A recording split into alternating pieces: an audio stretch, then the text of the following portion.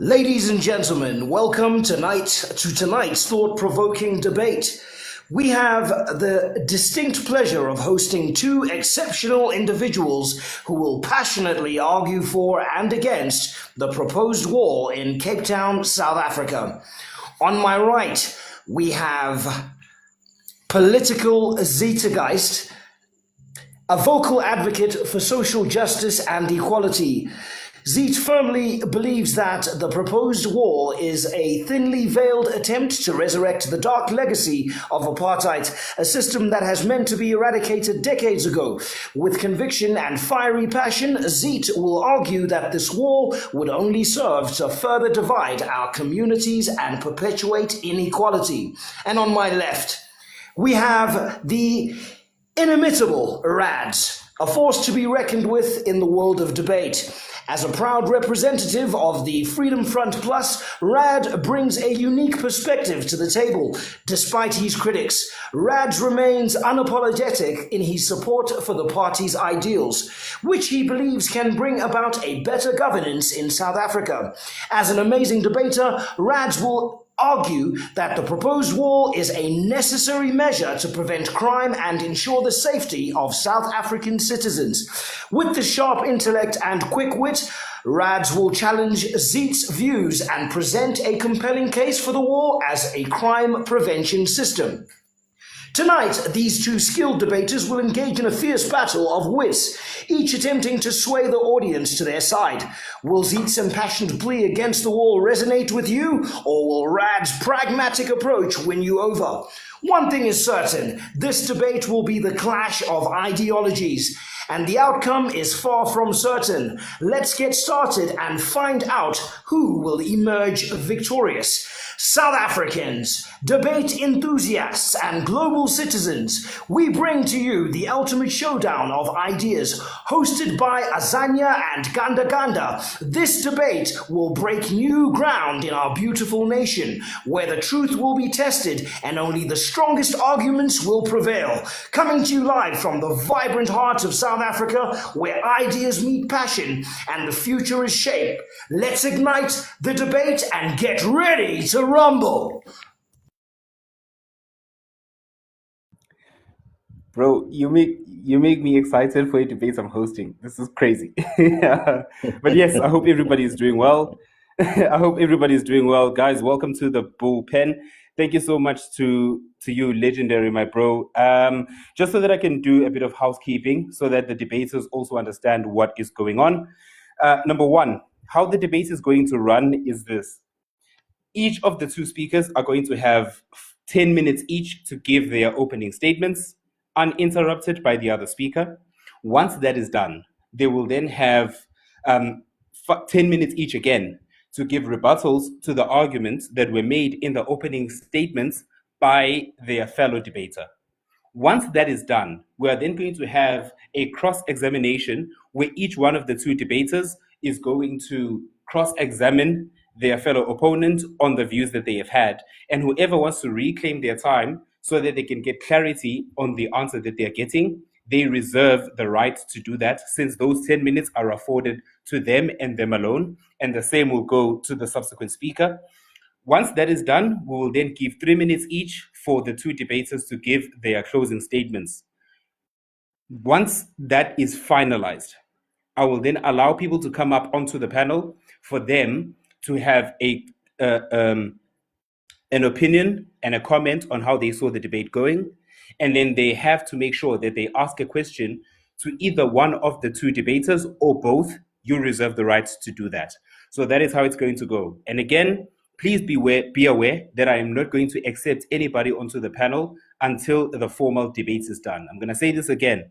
I will not be accepting any requests until the actual debate is officially completed, and you guys can then come up after they are done with their closing statements. That is how everything is going to run. Welcome to the bullpen. If you're going to come here, state your case, stand your ground, and we're going to kick it off. Rads, I think you did say that. Did you say that you wanted to go first, or did you say that you wanted political Zeitgeits to go first? No, I want to go first. Okay, cool. Political Zeitgeist, are you okay with that? happy with that. It's not a problem at all. Brilliant, brilliant. All right, gentlemen, we are now going to start with our opening statements. Rads, I'm going to give you your first 10 minutes. So start with your opening statements, and your 10 minutes starts now. Thank you very much, Mr. Gandaganda and everyone in the panel. Look, I've been watching the back and forth about this N2 security wall, and honestly, I think it's the same script. Everybody talks about the systematic issues and hiding poverty from tourists. But let's call it what it is. I think it's propaganda. I'm not here to talk about the semantics or politics. I'm here to talk about reality. We have a long road where people are being attacked, stones are being thrown through the windows, and lives are being put at risk. Whether you're a tourist or you're a guy driving home after long days of work, you deserve to be safe. Now, people will tell you, oh, we shouldn't build a wall. We should fix the root causes. Listen, I'm not denying that there are social issues. I'm not denying that. We know the history. But when did we start giving poverty an excuse for crime? Being poor doesn't make you a criminal. Being oppressed doesn't give you the right to throw a brick at someone's head. To me, this wall isn't about hiding shacks. It's about stopping criminals. It's about the city finally saying, we're done writing letters and wanting for people to behave. We are taking action to protect the citizens who actually want to move forward. If you want to talk about the system, that's fine. But while you're talking, I'm supporting the side that's actually making sure that nobody gets robbed tonight. Enough with the excuses, and let's talk about safety. Let's get to the actual facts that people are trying so hard to ignore. We are talking about motorist safety and protecting our economy. Those aren't just words. These are the lifeblood of a functioning city. Every time a tourist gets robbed by a local worker that has a brick, every time a tourist gets robbed or a local worker has a brick thrown through their windshield on the N2, that is a stain on South Africa. It's embarrassing. We want people to come here, spend money, and create the very jobs everyone is complaining we don't have. But who's going to invest in a place where you can't even drive from the airport to the city center without fearing for your life? The city has been given warning for years. The police are tired. The drivers are tired. And I see people deliberately acting like these criminals aren't happening. I see they want to pretend this wall is some evil plan, when in reality, it's a direct response to deliberate criminal choices. And this is what gets me. The obsession with being a victim. Some people would rather keep the oppression narrative going than actually see the road become safe. I'd rather let the hell run continue than admit that the city has to step in because certain people refuse to take personal responsibility for their actions. If you're more offended by a concrete wall than you are by a person throwing a rock at a stranger's head, your priorities are backward. You can't let a victim hold our safety and our economy hostage anymore. And here's the part that really exposes everything. People are out here acting like the city is just dropping a slab of concrete and walking away. They want you to believe that there's no plan, no vision, and no care for its residents. But if you actually look at the N2 Edge Safety Project, it's not just the wall, it's a total upgrade. First of all, the city is installing upgraded lighting along the whole stretch. Why? To eliminate the dark spots where criminals hide and wait. They're also building a new pedestrian crossing so that people living in the area can cross the highway safely and legally instead of dodging 100 kilometers per hour traffic. Let's not forget about the reinforcement of law enforcement. The highway patrol unit that is getting the tools they need to monitor a sealed environment effectively. So my question is this: why are you so focused on the wall, but you're silent about the lights that make the area safer for everyone? Why are you silent about the pedestrian bridges that saves lives? I think it's because acknowledging the solutions ruins the victim mentality. It ruins the victim narrative. If you admit the city is actually making things better, you can't keep complaining about things being ignored. You have to stop judging everything through the lens of the past and start looking at the results in the present. The city is trying to solve a problem with a holistic plan, but some of you are so addicted to the struggle that you'd rather live in a dark place where criminals can walk across a safe bridge without lights. It's time to choose. Do we want a safer city, or do we just want more things to be angry about? Sorry. Okay, so here's one of the police people, if I can switch my camera on, and this is what they had to say about the whole situation.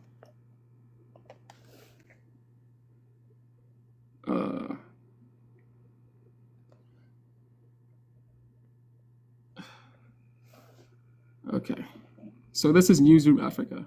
Approach road, that is where people Okay. will come out from the airport or from the N2 to the airport. That road and that section of the N2. Sorry, guys.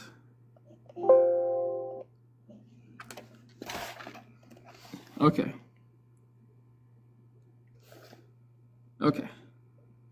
Challenge for us. That's called the approach road. That is where people come out from the airport or from the N2 to the airport. That road and that section of the N2 has been in an area where tourists or even people have been targeted. Local people have been targeted. Bricks thrown at cars, bricks or stones, obstacles put in the way of vehicles. And in order to address that issue, the city has employed and created a unit that works only in that specific area. The traffic department has also got a highway unit. Okay, I landed there. Let me put a picture of the Honorable Dr. Peter. Excuse me. Oh, magic. Beautiful. So, to wrap this up, we have to stop using theft of the past as a permanent license for lawlessness in the present. I know political Zeitgeist, and he's going to talk about the stolen car analogy and the rigged race, but his logic is stuck in reverse. If we spend our energy arguing about who had a head start or who stole what 40 years ago, while people are literally being robbed on the N2 today, we aren't seeking justice. We're seeking excuses. A man of true integrity doesn't stand by and watch his community fall into chaos. He supports the order and the safety required to actually move forward. This wall, the new lights, and the pedestrian crossings are about creating a safe track for everyone to run on, regardless of where they started in life.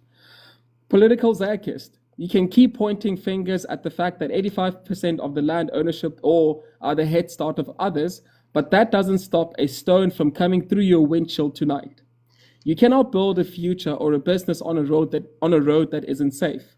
It's time to stop clinging to the victim mindset and start supporting the solutions that protect our lives and our economy. If you want to win the race, you have to ensure that the road is safe enough to run on. I land.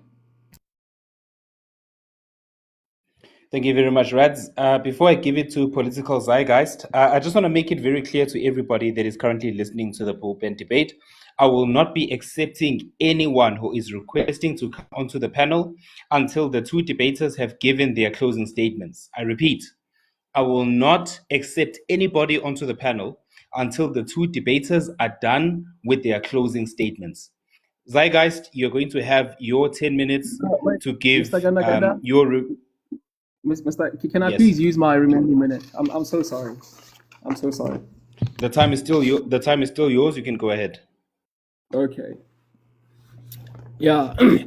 And also, before I forget, let's get the actual facts correct about people that people are trying to ignore.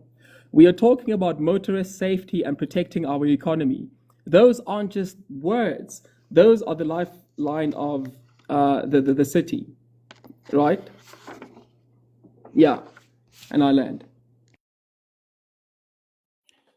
Brilliant. Mr. Political Zeitgeist, I am now going to give you your 10 minutes to give your opening statements, and your 10 minutes do start now. Thank you for the opportunity. And greetings to you, Mr. Rads. I think we've had a brief few encounters. Before I start with my opening statement, I think you threw a bit of some juicy caveats there that I can't ignore. Number one, let's explore your logic, Mr. Rads. First and foremost, you say that the wall is there to prevent, I'm assuming, Cape Townians from throwing bricks at motorists and tourists. Okay, that's a very logical assessment. That's why we have that. Now, you also continue to say that there's also going to be pedestrian crossings. Now, I'm not sure if you are insulting the intelligence of Capetonians, but if a person wants to throw a brick at a pedestrian, sorry, at a motor, it doesn't have to be only at a specific area. He can go across the freeway and still continue with that, or even use the pedestrian crossings. So the logic of saying that that wall is there to prevent the crime as well as whatever other sinister intent just really does defy all logic. Because if a person had an objective to damage vehicles that are on the freeway, all he has to do is throw the brick over the wall. It's not going to be an infinite brick. So that logic, Reds, number one, just really does not hold any water. Let us understand, Doug. This has always been the modus operandi of a racist regime. People who are exploitative in nature will always build walls where they will put the pretense of saying we are building these walls in order for us to protect whichever community. You can go all the way back to Nazi Germany. Nazi Germany, the Jewish community would wake up one day and there would be walls erected. The fall of the Nazi Empire created the Berlin Wall, which again was a means for America as well as Russia to exploit the German city, Berlin. You look at Palestine till today, from the year 2002, they've erected a wall where Palestinians are not allowed to travel freely. There's always a desire. It is an apartheid desire. Let us also understand the concept of apartheid was to separate. It was apart, to make sure that communities are split apart. Now, what's the best way of separating people and keeping people apart? You impose a wall, you impose borders, and you say that this person does not belong in their own home. These are ancient people. One of the very first humans that exist on this planet are people from Cape Town. It's the Khoi and the San. And you're telling those people that they now have limitations in their own home, in their own ancestral homes. They are not allowed to travel at specific places. It is illogical to say that this wall is protecting motorists. If they were interested in putting in the effort of ending the crime in Cape Town, there are various measures that they could have taken in order for them to alleviate the poverty. You even mentioned it in your own opening statement. You said we're going to speak about the root cause. I love that word. I'm very passionate about project management as well as operations management. That happens to be my specialty.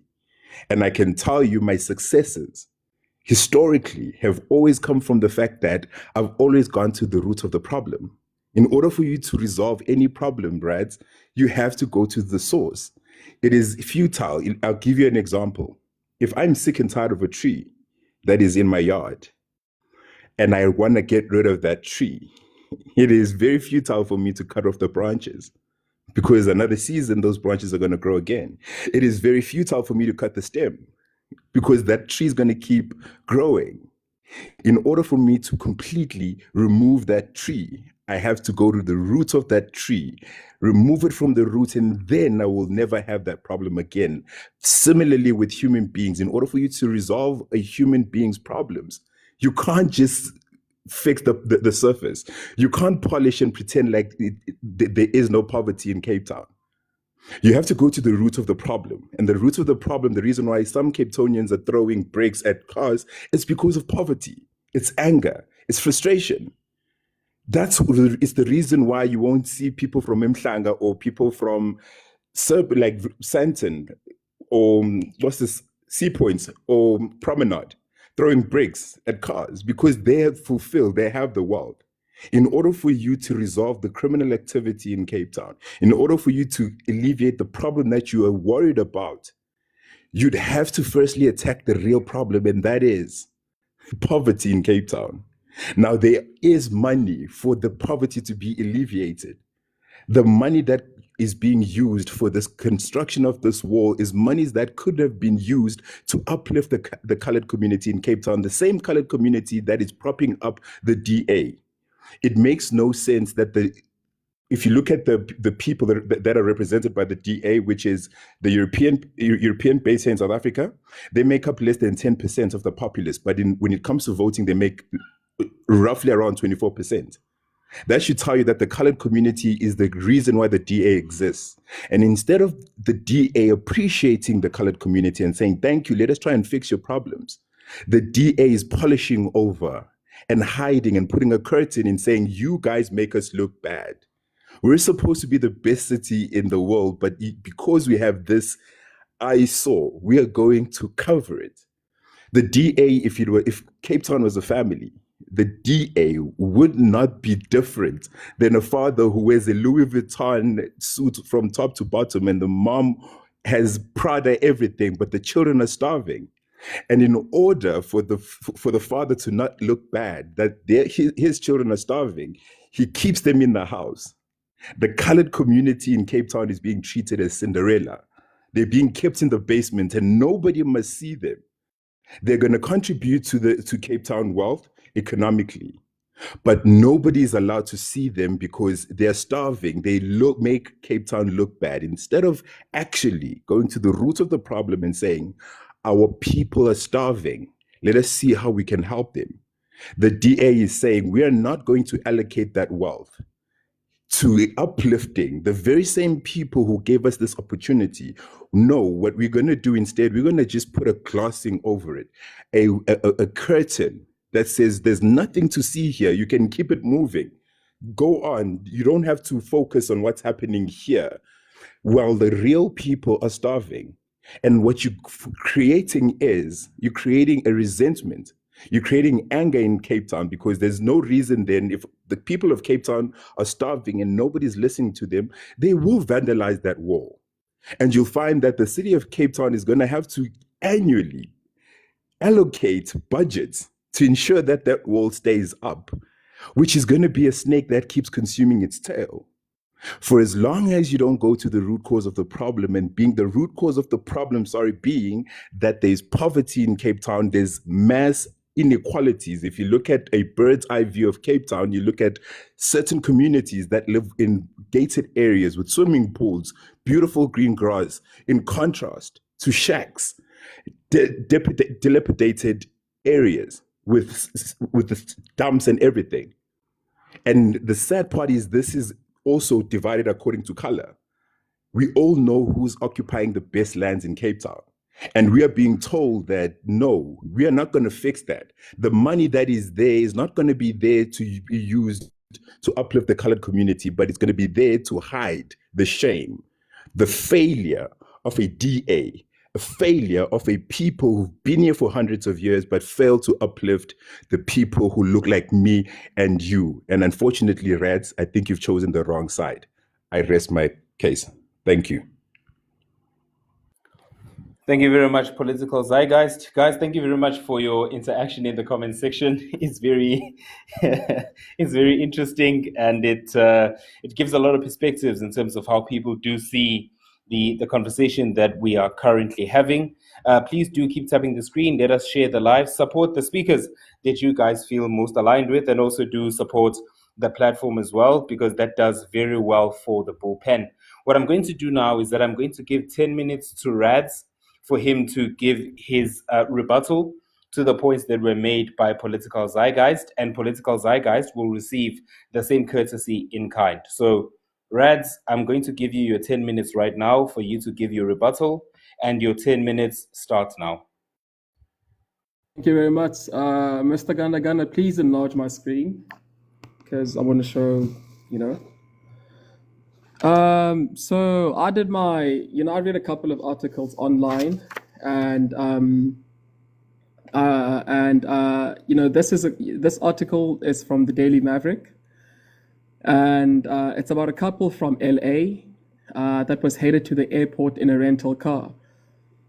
According to the article, Google Maps gave them the fastest route, which took them right through Nyanga, an area known for being a major crime hotspot. While they were stopped at a light, someone smashed their window with a brick, broke the husband's jaw, and robbed them at gunpoint.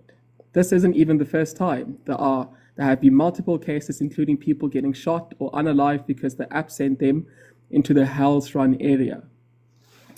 And what makes this incident particularly damaging, what makes this instance particularly damaging to the systematic excuse from the honorable political zeitgeist over there, to his argument, is that it's about the cold, calculated nature of the attack. The attackers didn't just take the bags. They fired pew-pew shots into the air to terrorize the couple and the surrounding area. Kate Zolats, who was the victim, the actual victim, not the actual victim, described seeing hundreds of people, including school children, nearby during the attack. And this highlights a culture where violent crime is happening in broad daylight in front of the next generation. And it's proving that without physical barriers like the security wall, these high-risk zones become hunting grounds where criminals can operate with zero fear of consequences. The article also points out that the Zolats family is not just an isolated case. It mentioned Lonnie van der Westhuizen, who died from a cardiac arrest after a stone shattered her window in the same area, and Lucia Flock, another student whose jaw was fractured by a hurled stone. These recurrent tragedies show that the city's law enforcement is stretched thin, and that the policing alone isn't going to stop the sporadic hit-and-run nature of these stoning incidents. The data,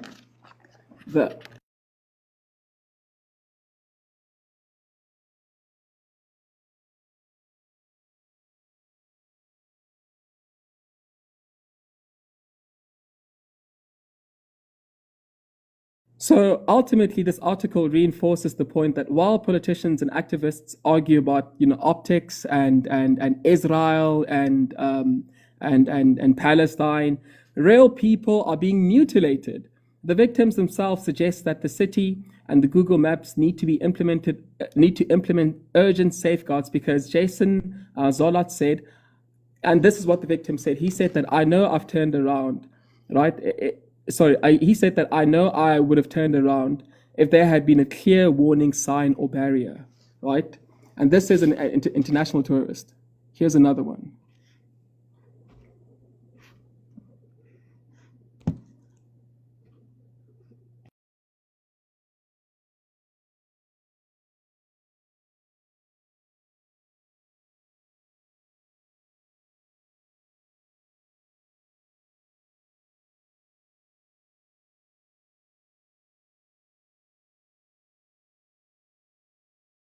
Camera stoning a vehicle on the N2 near Cape Town International Airport. The car was driven by a local resident from Stellenbosch who was transporting visitors from Wales to the airport. This wasn't a random act of mischief. It was a targeted attack in the notorious Hell Run corridor, an area that has become a symbol of lawlessness where motorists are hunted like prey. What makes this article so damaging is that the perpetrators, they have blatant disregard for life. These are 14-year-olds. So these are 14-year-olds who were found and arrested in Crossroads, still wearing the same clothes they wore during the attack. So I think it shuts down the idea that these victims, that these children are victims of the system, right? And who need more dialogue. These are individuals who are making conscious criminal choices to endanger the lives of others. So while critics, others might argue that these are the social roots of crime, these kids are throwing stones at high-speed vehicles, which could easily cause a fatal accident or a forced stop leading to a violent robbery.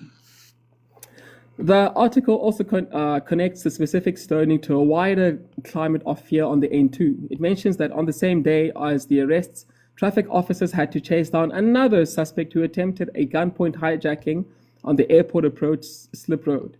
Furthermore, it reminds readers that this surge of enforcement and the push for the 180 million physical barrier were directly triggered by the brutal unaliving of Karen van Aert, a retired teacher who was unalived during a smash and grab just a month prior. Here's another one.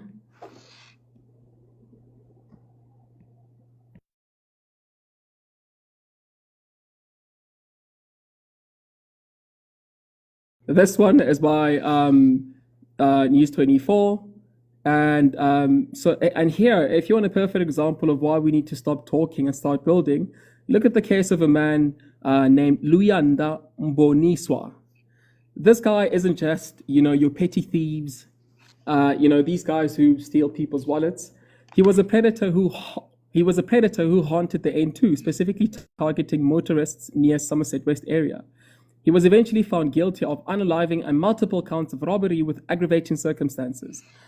So this isn't just a systematic theory. This is a man who made the deliberate, conscious choice to wait in the shadows of the highway and destroy people's lives. The details of what he did are exactly, what I'm talking about when I say that there is no excuse.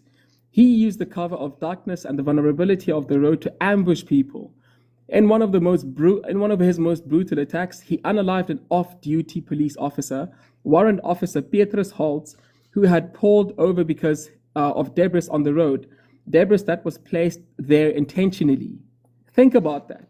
A man who served our country, a man of integrity, was stabbed to death because he stopped a clear path so others wouldn't crash. That is the kind of weakness these criminals prey on. So, and I think some people would say that, people like Mboniswa are products of the environment. They'll make excuses for him and say that the system has failed him. But my question to you is, what about the system failing Warrant Officer Holtz? What about the families left behind? When a man stands on a highway with a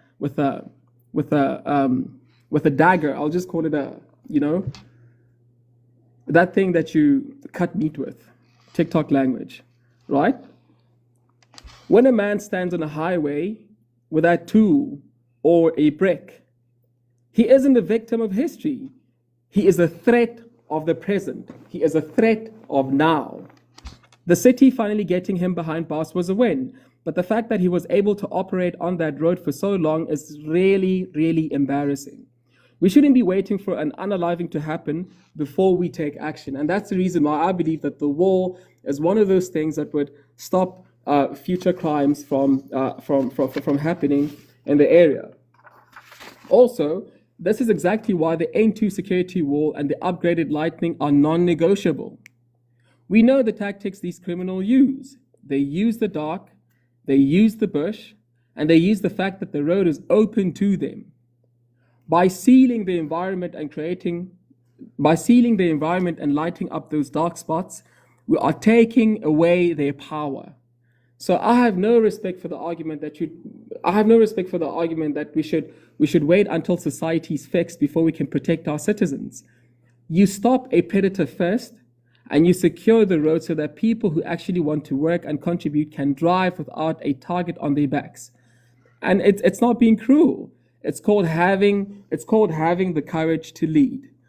And also us as the people on the panel, we can take the whole colonization argument so far, right? At what point do we hold criminals liable for them destroying lives of others?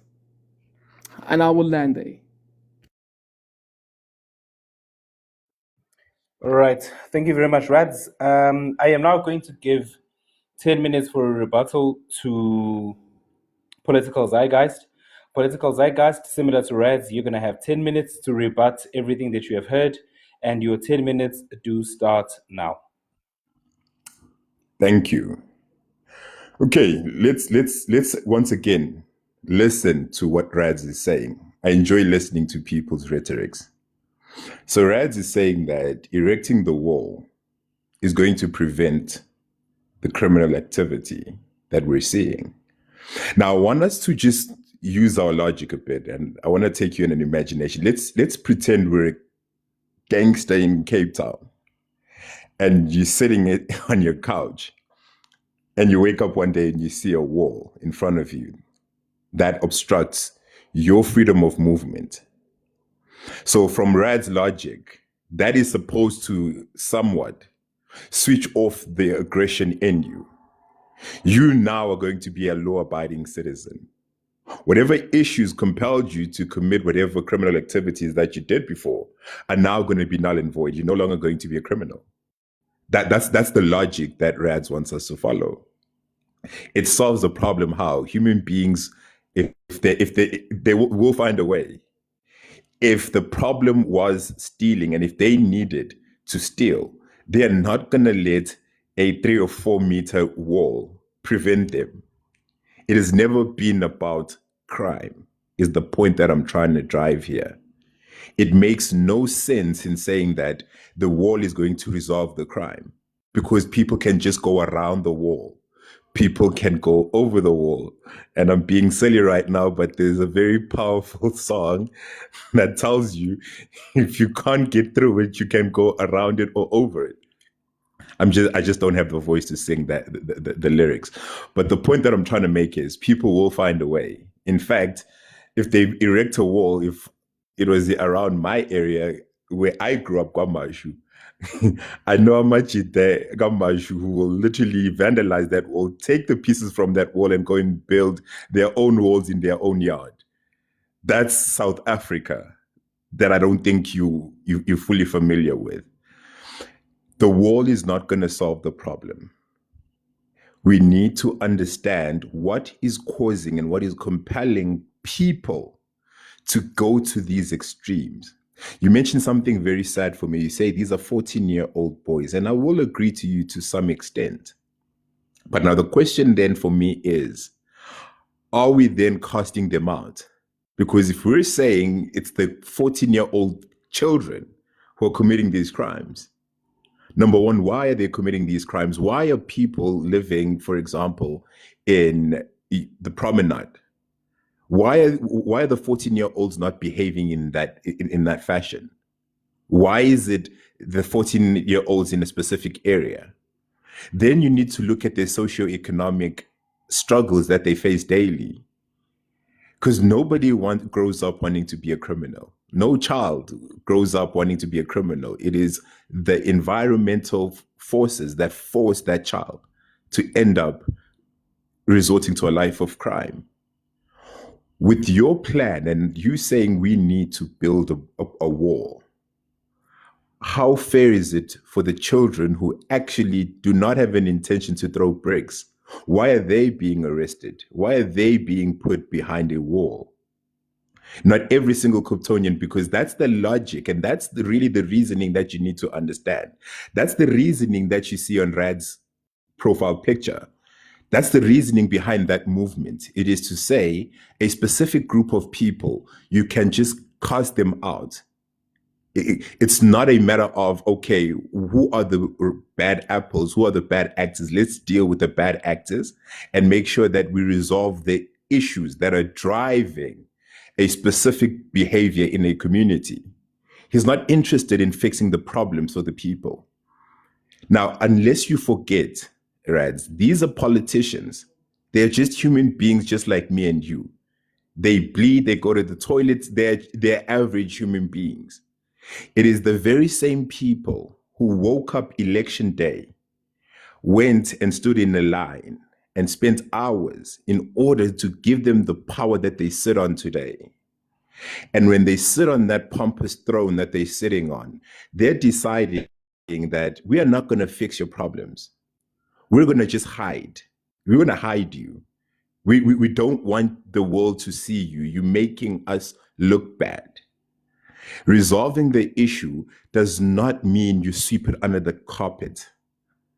Yes, the house might look clean because you've swept all the dirt under the carpets, under the sofas, but you're still a filthy individual. It doesn't, just because the house looks clean doesn't mean you're clean. Just because you are trying to sweep Cape Town's failures, which is their inability to uplift specific communities that look a specific skin tone, that is their failure.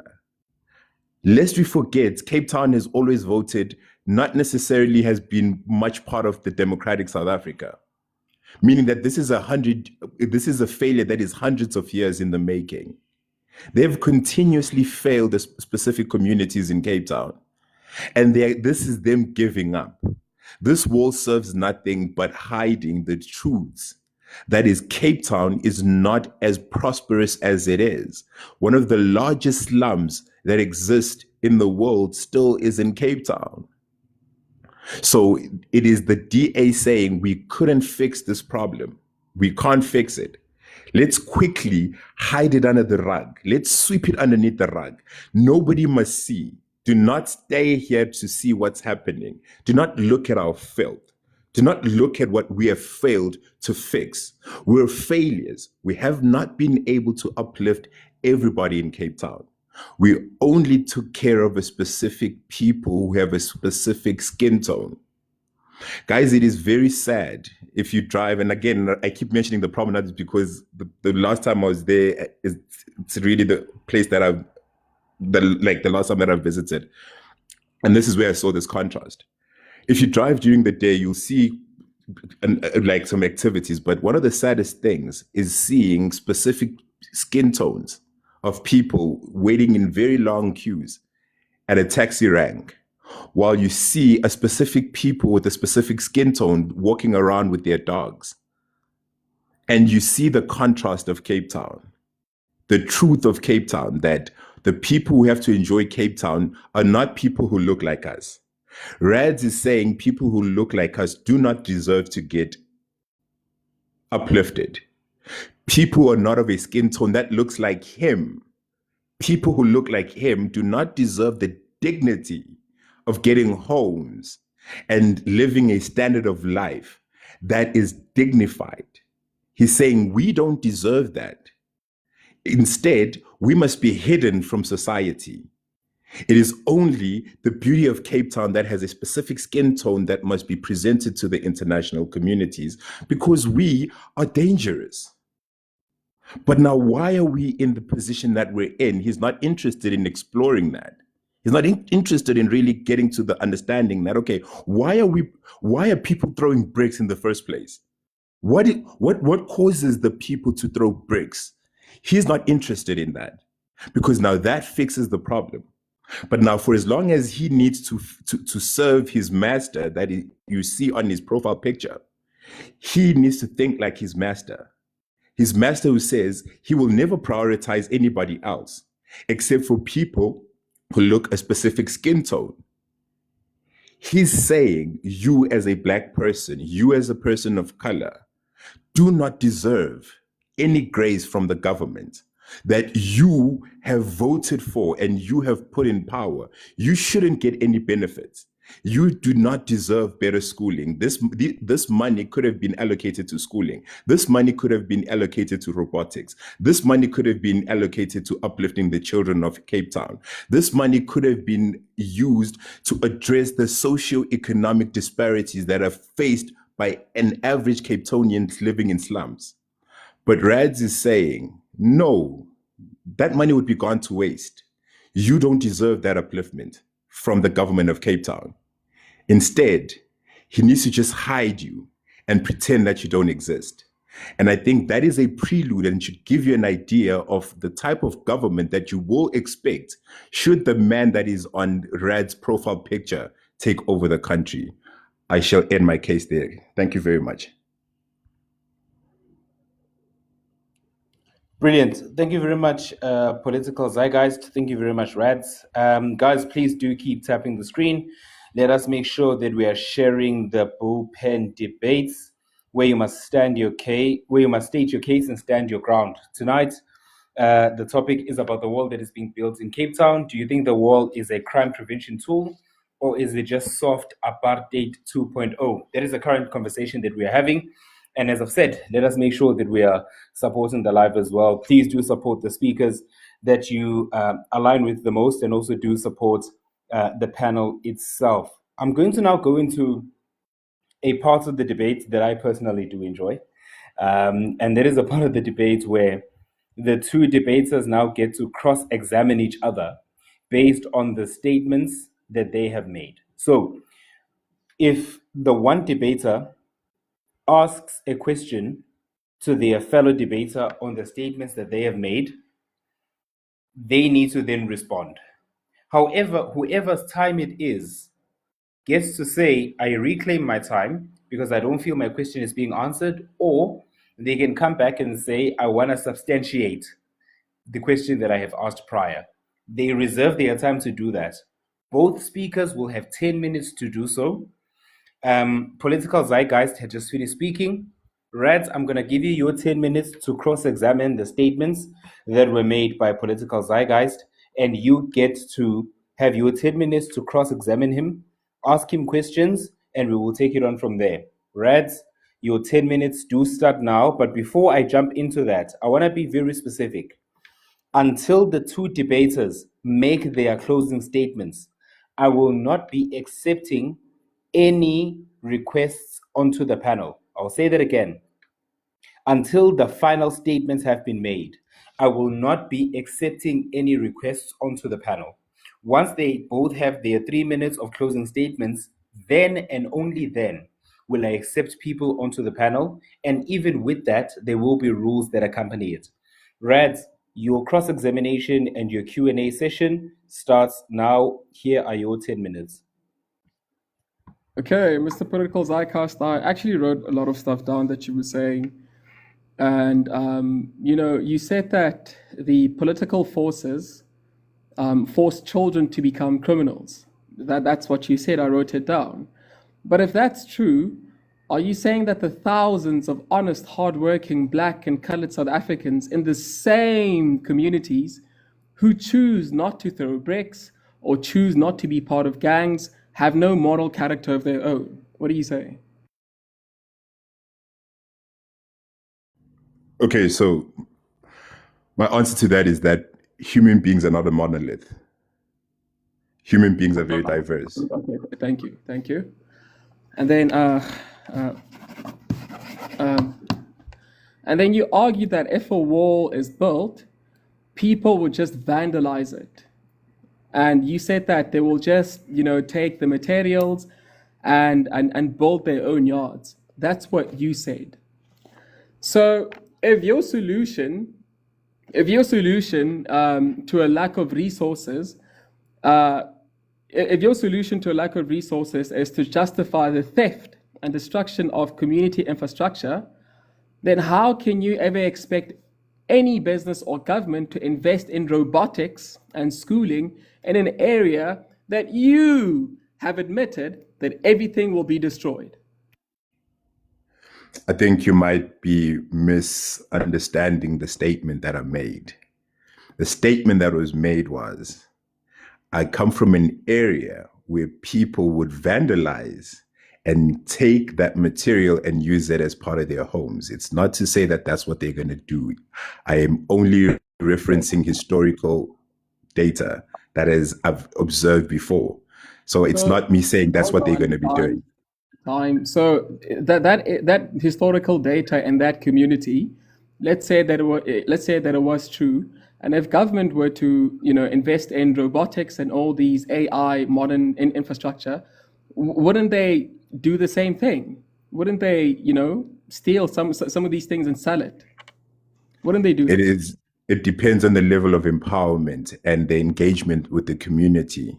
If you speak to the community members, human beings are not animals. If you speak to them and help them understand how this is going to benefit their children, okay, you'll be so surprised that you'll actually have the community members participating in ensuring that those items are actually protected. Thank you, sir. Thank you. And then you also spoke about how this money could be used for robotics and schooling again. So, do you believe that a child can focus on robotics or even walk to school safely when there are no physical barriers to stop gang crossfire and criminal movement in their immediate neighborhood? It is in addressing the reason why people have to have gangs in the first place. So the fixing of the problem is what needs to be done. It is going to the communities. Gangsters can actually work positively. You can think of the Black Panthers. You can think of certain areas in America where the Crips and Bloods have been responsibly helping the community. You can make Really? collaborative. You can make Hold collaborative. on. I'm so sorry. I'm so sorry.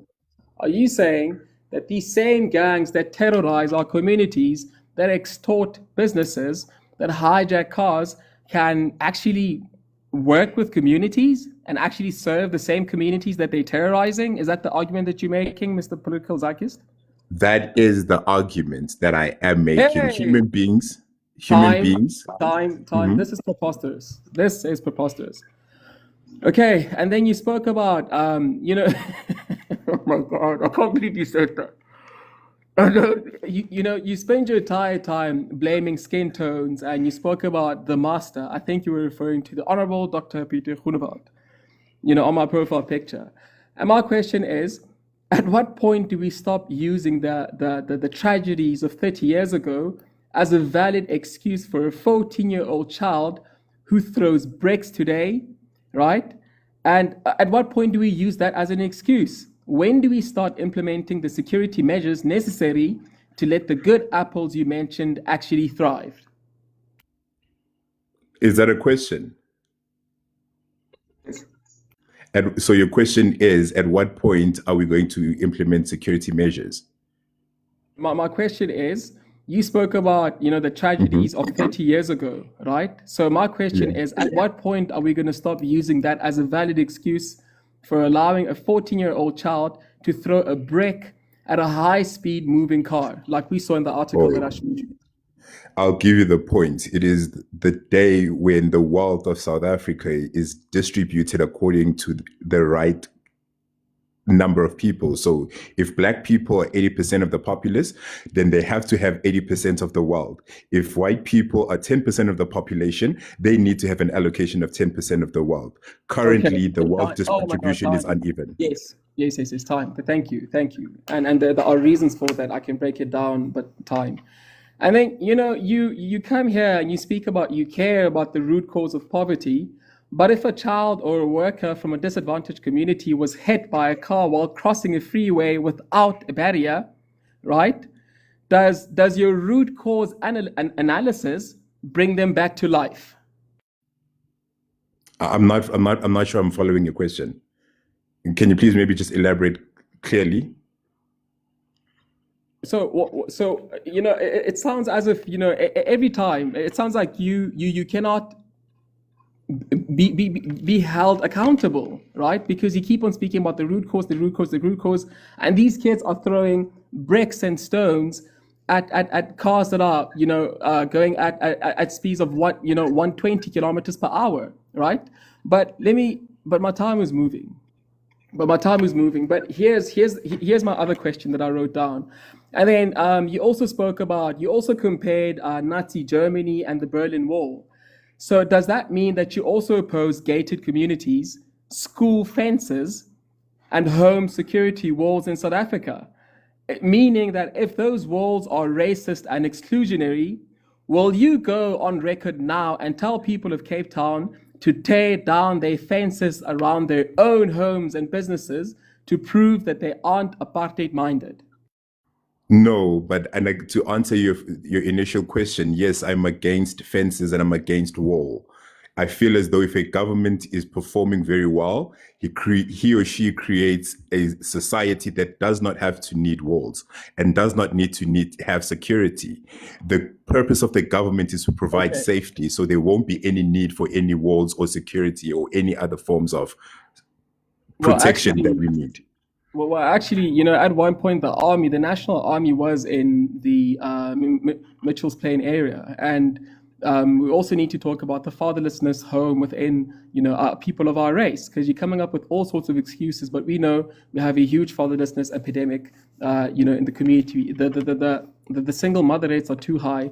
But let me rush my question, and then here's another one that I wrote down. You mentioned that the money for the wall should go to uplifting the community. But high crime areas high crime areas drive away investment. They destroy property values. They unalive small business opportunities. By opposing a safety measure that reduces crime, aren't you actually advocating for an environment that keeps the colored community in poverty by making their neighborhoods unattractive to investors and jobs? Firstly, I find it ironic, Rads, that you are saying that the money should be used to uplift community, and that seems like you're ridiculing it.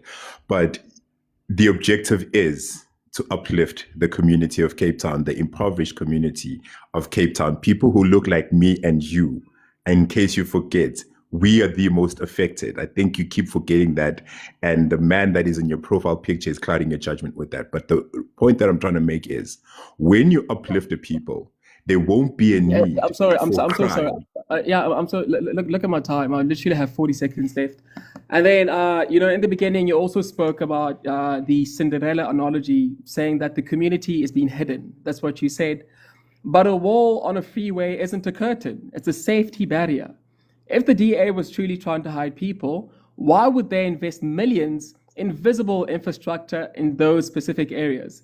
Right. So my question is, isn't it more hypothetical to demand the government to do something for the community and then label the very thing that they build as an apartheid the moment they start working? Okay, so fixing the problem means that you address the actual issue. I'll continue with my time so I don't waste yours. Brilliant. Thank you very much, Political Zeitgeist, for sticking to time. And thank you, Rads, also for sticking to time in your line of questioning. So what I'm going to do now is that I'm going to give Political Zeitgeist his 10 minutes for him to cross-examine the utterances that were made by Rads. If you want to use part of that time, Political Zeitgeist, for you to finish up the response you had for Rad's question, you are more than welcome to do so. And your 10 minutes for your cross-examination do start now. All righty. So just to polish out what Rads was saying, uplifting a community means that you engage with the community, you go to the community and you find out from the community, what are your problems? What is it that I can help you with in uplifting you? I mentioned gangsters earlier on. Gangsters have a reason for their existence. Whether it's protection, whether it's whatever reason, everybody has a purpose. When you sit down with human beings and you try to understand and look at the world from their perspective, they will give you the reasons that are driving them to commit whatever social evils that we see coming from them. The objective of a government is you get elected to serve the people. Cape Town is saying they are not going to serve, or the DA is saying they are not going to serve the people. They're going to imprison the people. They're going to erect a barrier to their movement, a free people who have a culture. We saw this with the Cape Town, with the festive, the colored festival that was recently taking place, where now they're being obstructed. They had their own route that they would take, but the DA is now starting to marginalize the colored community. They're saying they're not allowed to follow their traditional paths when they are celebrating their heritage. These things start very small, is my problem. We ignore them. It is just for security purposes. But sooner or later, we will be carrying dome buses in Cape Town. We will be made to travel using some form of identification, because it starts off with the wall. We will say the wall is there to protect. But the question is, who is it protecting? Who is this wall protecting? The answer will be, or the argument will be, tourism or tourists. How many African tourists do you see in Cape Town? The majority of people who are being protected are not people who look like me and you, Rads. It's people who look like the man you have, your honorable leader, the man you have in your profile picture. And that's the racist undertone of this wall, is the problem that I have with it. It is there to only target certain communities. Communities who have served the DA, who've made sure that they kept the DA in power. And the thank you that the people of Cape Town are getting today is a spit on their face in saying, now you are no longer going to be allowed to travel from this place to that place. I wanted to just firstly open with that. Here's my question to you, Rads. How does erecting this wall, we understand the perspective or the lens that says it's going to protect the highway, granted, let's give you that. But now, how does it change the reality of an average Cape Townian who is on the other side of those walls, who has been subjected to slum-like activity, slum-like way of living? How does that address that person's, well, let me say, lack of access to wealth? That's a beautiful question, because people want to make a whole hullabaloo about the wall, but it's not just the wall that's being built. Number one, they're upgrading the lighting system where criminals hide in the dark, right? That's number one. So it not only protects the tourists, it also protects... Once again, if I may please interject in that we're not addressing the question, right? I need us to really listen to the question. The question is, right, the person who lives, I get the criminals. Remember, criminals are robbing the tourists. We're talking about, I am starving. I live in the other side of the wall. I live in squalor. Whenever there's rain, my roof leaks. How does that address my situation right there in that area? Okay. Well, a wall doesn't fix poverty, but it does provide a baseline. Oh, so just to get you correctly, we now agree that the wall is not there to fix anything that's currently affecting Cape Townians. We're not interested in fixing that. Is that what we're saying? No, you're actually putting words in my mouth deliberately. No, you're saying it doesn't fix poverty, right? But you interjected me. I was still speaking. Okay, yep. So as I was saying, yes, it doesn't fix poverty, but it does create a baseline for security, right? So how can we expect any community to thrive or for business to invest in those areas if the basic infrastructure isn't even safe to drive through? But now again, so are you telling me that once you've corralled the people in one wall, in one area, and you've locked them and made sure that they're now in that area, you're saying businesses are now going to flow into that very same area that has not been resolved in terms of the poverty? I'm curious, how does that logic work? Well, obviously you're trying to straw man the argument and make it seem that it's just the wall that's being built. There are other security measures too that are being built. It's not just the wall. The thing is, Rads, I'll take back my time. Your argument is that it's the security front. I'm saying my roof is leaking, Rads. Whenever it rains, my roof is leaking. I don't have enough to survive for the whole month.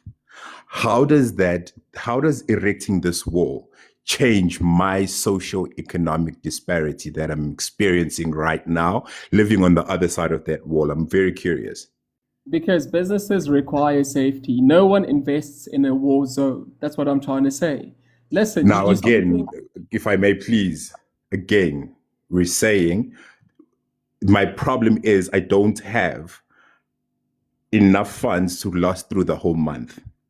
My roof is leaking, Rads. My roof is leaking. My children don't have school uniforms. There's a wall being built. There's 100-odd million rand that is being allocated to a wall.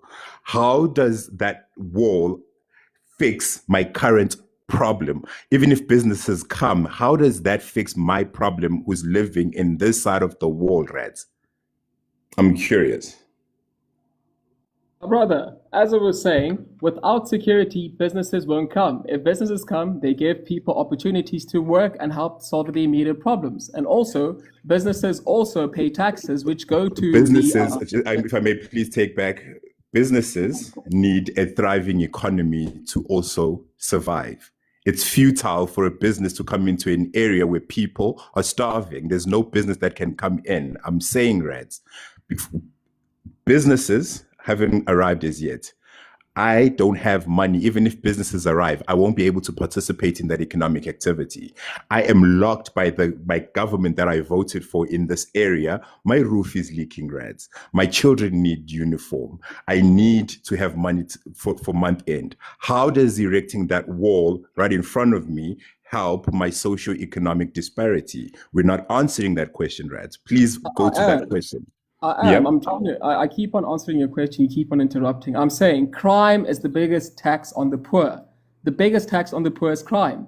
When businesses leave the area because of crime, the vans won't even enter your neighborhood because it's a war zone. It's a crime zone, right?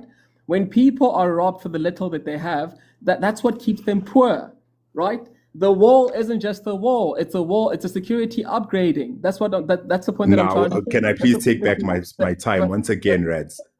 You're speaking about businesses coming in a community that is, number one, still impoverished, that does not have the skill, the ability to uplift itself. You are saying we need to put a barrier around that community so they be hidden. So the question then is, that doesn't address the socioeconomic problems that exist in that community. Even if what use of businesses coming to that community if there's nobody who's going to participate in that economic activity?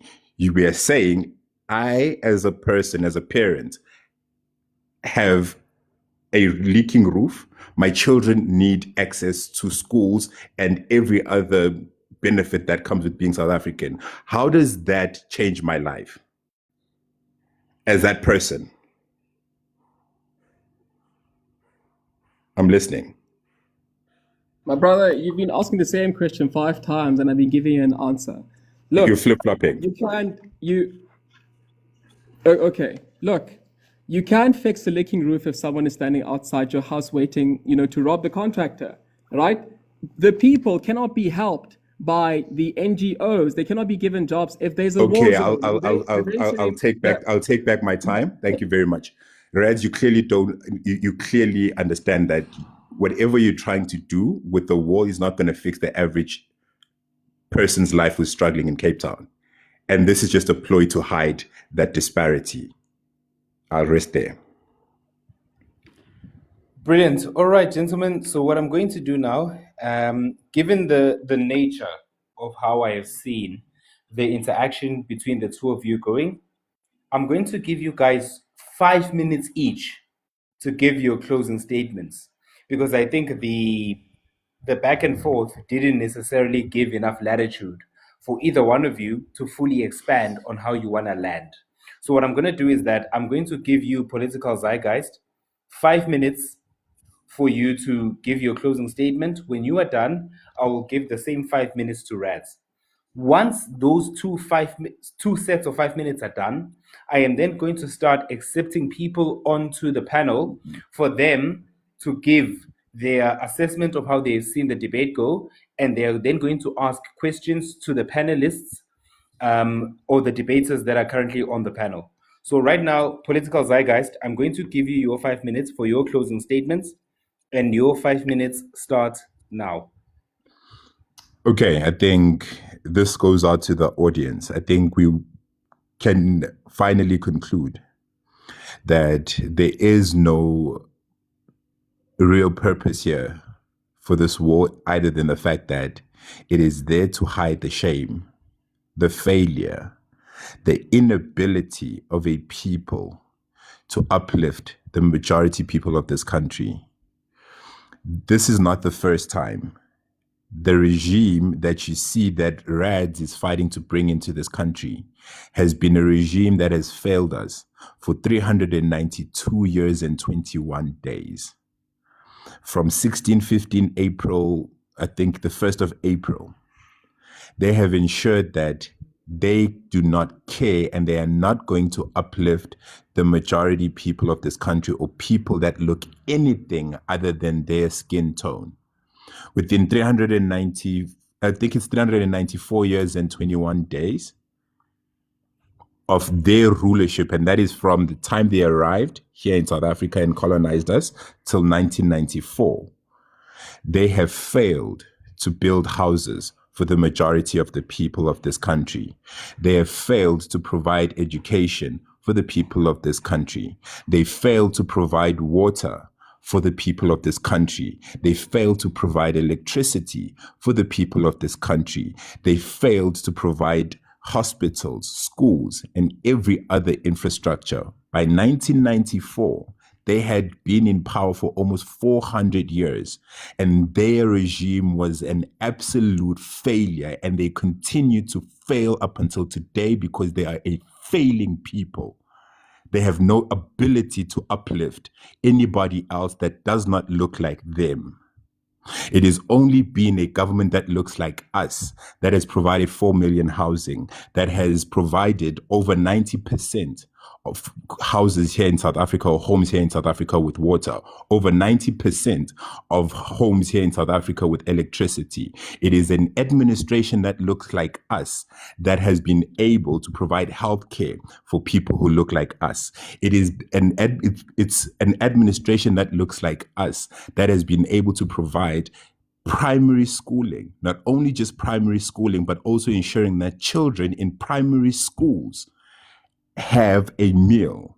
And when they get to university, they not only get free education at tertiary level, they also get funding in order for them to sustain their life. I think I just posted an article just recently, where the government has allocated 5,200 towards a student's ability to survive when they move to university. This is on a monthly basis. That covers their rent, that covers some of their books, that also covers their groceries and a part of it of their lifestyle. It is a government that has ensured that they built the largest infrastructure from 1994 till today. A government that looks like us has been able to achieve what they failed to do in 400 years, Daki. They've been able to do in just 32 years. You can point all the fingers that you want.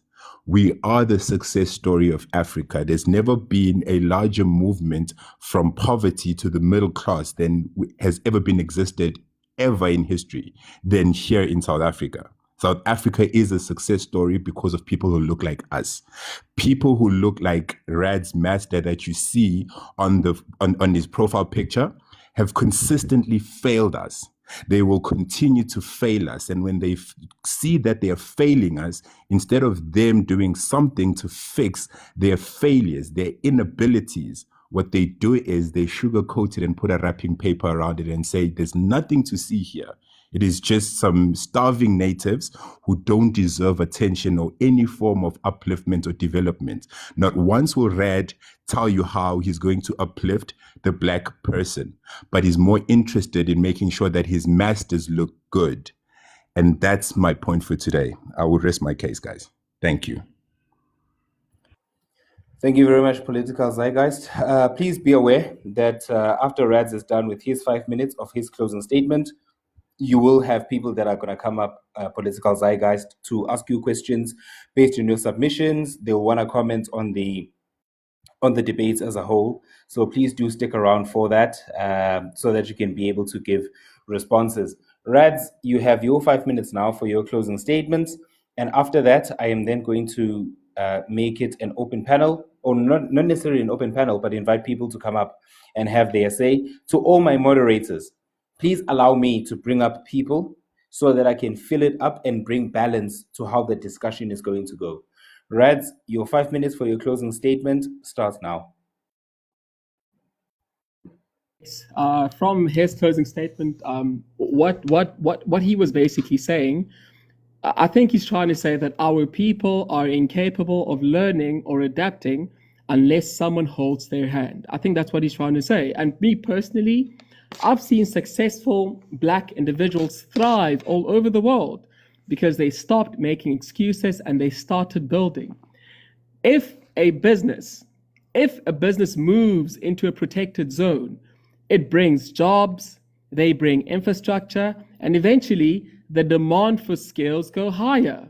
But you cannot have a school or a training center in a war zone. So by and then you said that it's not just the wall. There are cameras going to be installed all over. There are bridges all over the highway that's going to be built. By opposing security, you are the one actually preventing people from gaining those skills. You'd rather stay oppressed so that you have something to complain on, than allow the people in those neighborhoods to have something safe to work on, right? And I also heard the emotion when you spoke. But let's look at the fact. A government or a business can fix your roof today. They can fix your house, fix your roof, like you're saying, give you food, but they can literally give you, they can literally give you salmon and ribeye steak for lunch every day and put you in a mansion, in an RDP mansion. They can do that for you. But if a neighborhood is run by thugs, if a neighborhood is run by criminals, because we refuse to build barriers and enforce the law, the very same things that the government built, those very same thugs are going to take them away. Right? I mean, you saying that you want schools, fine. But teachers won't go to schools if they feel unsafe. You could build the most modern school that the world has ever seen. But if teachers feel unsafe in that very same school that you built in those communities, teachers won't go because they're unsafe, right? And then, you speak about benefits. You want benefits for the people. But those benefits only come from a thriving economy that requires order. And it sounds like you're not coming up with solutions. All you're doing is blaming the past, blaming the system. But the real system hurting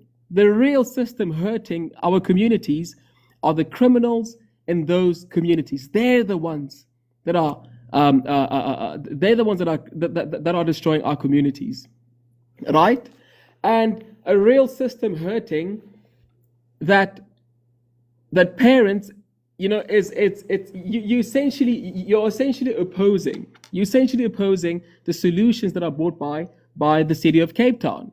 Look, I'm not a victim, and I don't want any parent to be a victim either, or any woman in those streets. I don't want them to be victims. I want them to have the security to actually build a life without looking over their shoulder. And what's even crazy, I asked you for a solution, and you saying that the government should partner with the gangsters in those areas, and then somehow miraculously we're going to have solutions. That's what you said. That's what you said. The very same people in those communities who robbed them at gunpoint, the very same people in those communities who raped them, you're expecting government to have a cordial working relationship with them so that they can uplift our communities. Did you hear yourself? Jeez. So ladies and gentlemen, look, you guys can attack my Dr. Peter Groenewald all you want. The wall, I support the wall, and I support the security upgrades that are going to be built in that area. And Ganagan and everyone listening, thank you for your time. Brilliant, guys. That puts an end on the one-on-one debates. I am now, and I'm saying this to my moderators, I am now going to accept people onto the live. And I'm going to be accepting people to give their say and also ask prevalent questions to the debaters as they have heard them espouse their views and their points. So I'm going to be bringing people up. Please note that as I do bring everybody up, everyone that is coming up will have 3 minutes for them to have their say on how the debate went. And very, very, very vital, I also need them to ask a question to one of the debaters. So have your comments on the debate, but it's also vital for you to ask a question to either one of the two debaters or both. To my moderators, I will be accepting everybody that is coming up in the first round of the people that are questioning, and then we will be able to work together going forward. So I will start by bringing people up now so that we can start having a conversation around everything that is happening. I'm going to be bringing people up to fill up the boxes. There are a lot of requests, so please do be patient with me as I am bringing people up at the moment. While I am doing that, please make sure that you are tapping the screen. Please do make sure that you are supporting the live. Please do make sure that you are sharing it as well, reposting, so that we can have more of these bullpen conversations. They bring a lot of value, they bring different perspectives, and it is very key that we continue to have these type of conversations. They are not only necessary for the the plot thickening as far as TikTok is concerned, but I also think that it is very important for us as South Africans and as an international community at large, that we find ourselves in a position where we are learning from one another and actually having proper conversations with each other. So I'm going to start with you, Sigma. I will give you your 3 minutes, and you can react on how you have seen the discussion. After you are done with your 3 minutes, to whoever it is that you are asking the question, I will then also give them 3 minutes to respond to you, and then we will take it on from there. Sigma, welcome to the bullpen. Your 3 minutes start now. Yeah, thank you, host. Look, both debaters were quite strong. I think they were brilliant, and it was a fascinating conversation to listen to. But I'm inclined to agree with Rads here. So, look, if you say that the wall is being created to basically separate townships, Kailicha, Anyanga, and all of these places which are 90 something percent black from white middle class suburbs, that is understandable, right? And if you're saying that it reinforces apartheid and all of that, that's a separate argument. But what I want to get to is the logic of the wall, right? Because from where I'm standing, the wall is there to regulate movement, not identity, right? And just like national borders, they are not there because of race to keep a certain skin color out of entering the country, but rather it's there in order to regulate who comes, right? So that's the whole thing for me, and it's interesting to see a lot of patriots being against this, because the logic is so, like, do people realize that we already have walls like inside the country? Like, we have walls around business parks, we have walls around our properties, we have walls around gated communities and things like that, and often those walls keep the poor, if you want to call it that, away from the privileged, right? Because to live in a gated community in an upmarket suburb, that is privilege. But people don't seem to have an issue with this. So why is this new and novel to people? It makes no sense, right? So it's the same logic with illegal immigration. When people come to South Africa, they say, no, we're coming here and violating your laws because we are poor, right? And therefore, why is that rationalization not applying to illegal immigration? So the whole thing makes no sense. But I do have a question, or just two questions for the speaker. Political Zeitgeits. So, political, let me just ask you this, if you can just be please quick with your answers. Are you a Pan-Africanist? Unapologetically so. Okay, Sorry. I feel that. And then you said that a 4-meter wall is not high enough to keep criminals out. What is the average wall around your property, just as an average South African? Do you know? I live in a complex, so that's a very difficult one. Yeah, but around your complex, roughly. 3 meters, around 4 meters. So the average height is like 1.8 meters or something like that around an average property. I'll disagree. I'm 1.8. I'm 2 meters, and they're usually above me. Yeah, but you live around a complex. I'm talking about an average property wherever you go. Okay. All right. Gentlemen, the time has been exhausted. So, as I did say, whoever it is that has been asked a question, if they still want to continue responding, the two debaters do have a latitude of 3 minutes each to respond to the questions that are being asked to them. So, political zeitgeist, I'm going to give you your 3 minutes. You can decide if you wanna respond to Sigma, and you guys can have your back and forth within these 3 minutes. But once that is done, I'm going to be moving on to Jade. Is that fair? All righty, perfect.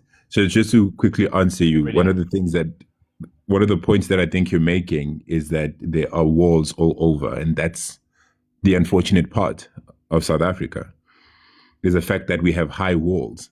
High walls are a symptom of something wrong.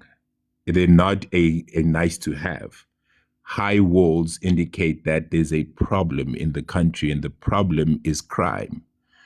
We don't fix crime by building more walls.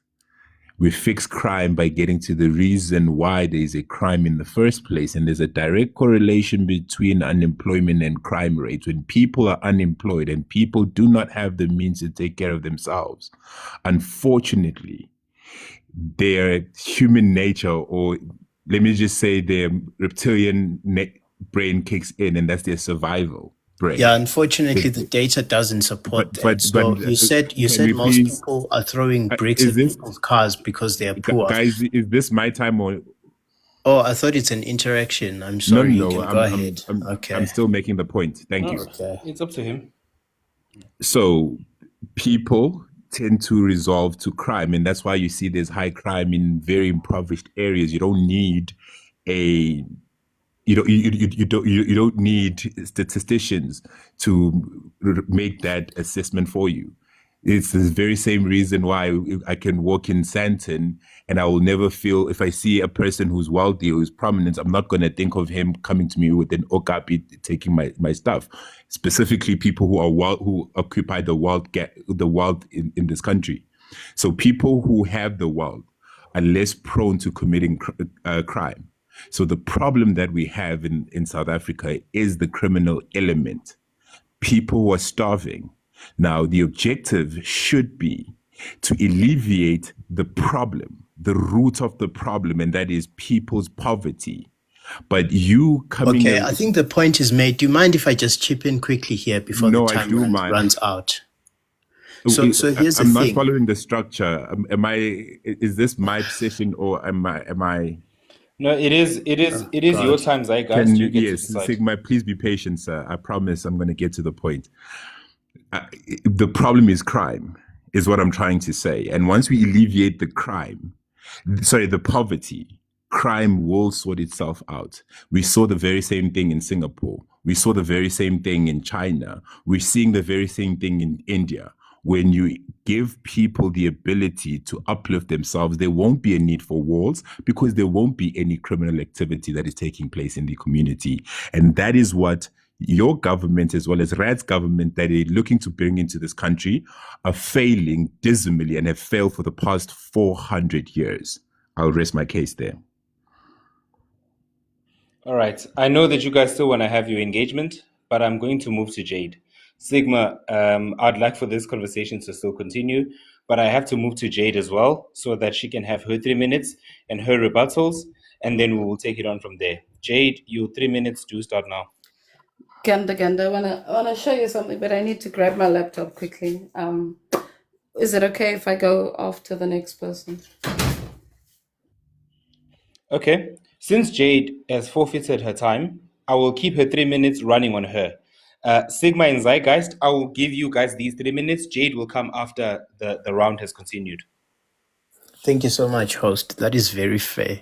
So the notion that people are throwing bricks at people's vehicles is because they're poor. I mean, that is preposterous. People are doing so because they are criminals. Because if the issue was a frustration with the system, then they would channel all of that aggression to the correct powers that be, which is the city of Cape Town in this instance. But they are not doing that. Instead, they are targeting innocent civilians who have nothing to do with creating the system. And some of those civilians are black, by the way.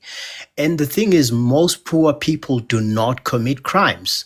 Okay, the poorer societies, you look everywhere, even societies with the highest poverty rate, some of them actually have the lowest crime rate than countries that are wealthy and doing well in terms of the standard of living. You know, otherwise every poor person would be a criminal in those societies. So that just sounds like rationalizing criminality. And the idea that criminals can somehow collaborate with the government to bring about positive outcomes is just silly, right? People commit crimes because the risk of punishment is low. They can get away with it. Otherwise, why don't you have the same intuition about, for instance, a poor man abusing his wife? It's still crime. Why don't you have the same rationalization and say, no, he's doing this because he's poor, right? If he was a man of substance with a business, he wouldn't be doing this. And what about the politicians? They are some of the wealthiest people in our society, yet they are, criminals to the core. So we cannot be sitting here and rationalizing crime and allowing people off the hook on the basis that they're frustrated with the system. It makes no sense. So that is the logic. And I think we've already established that the speaker is a Pan-Africanist, and he went on to say that he doesn't believe in walls, in borders, and all of that. And I think that speaks volumes. So I'll yield. Thank you. Political Zeitgeits, you have 30 seconds to respond, and then I'm going to go to 41.8. Do you have a say? The logic in saying that the poverty does not have any correlation to crime is very astonishing to me, because then that says that goes back to the ignorance in saying that poverty is only subjected to a specific group of people.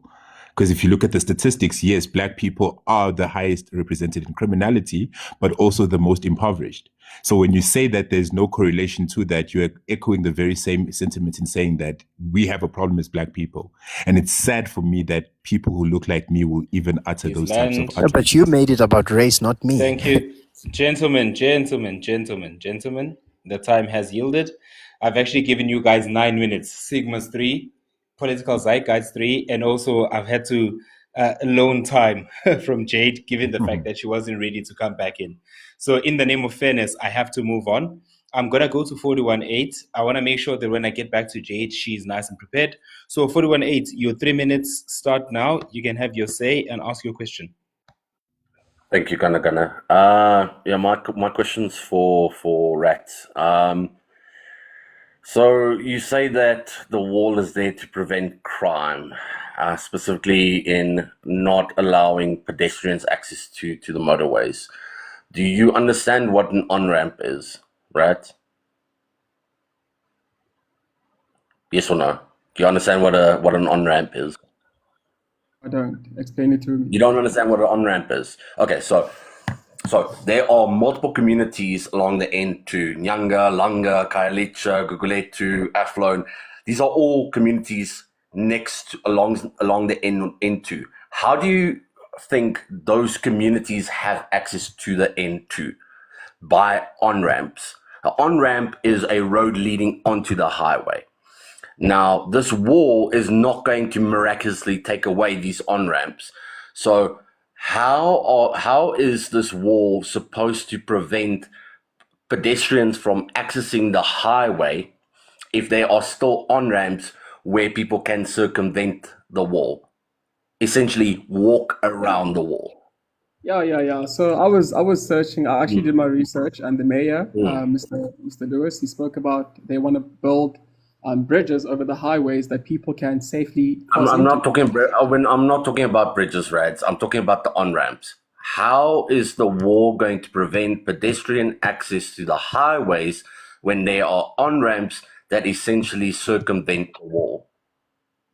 No, because the people are trying to cross the highways, the on-ramps, yes? Rads, how is it going to prevent pedestrians from accessing the highway when people can circumvent the wall by just using the on-ramps? I'll answer when your time is done. You keep on interrupting. No, but you keep going away from the question. I don't want to hear about anything other than the on-ramps. How is the wall going to prevent pedestrian access to the highways when you can essentially just walk around the wall?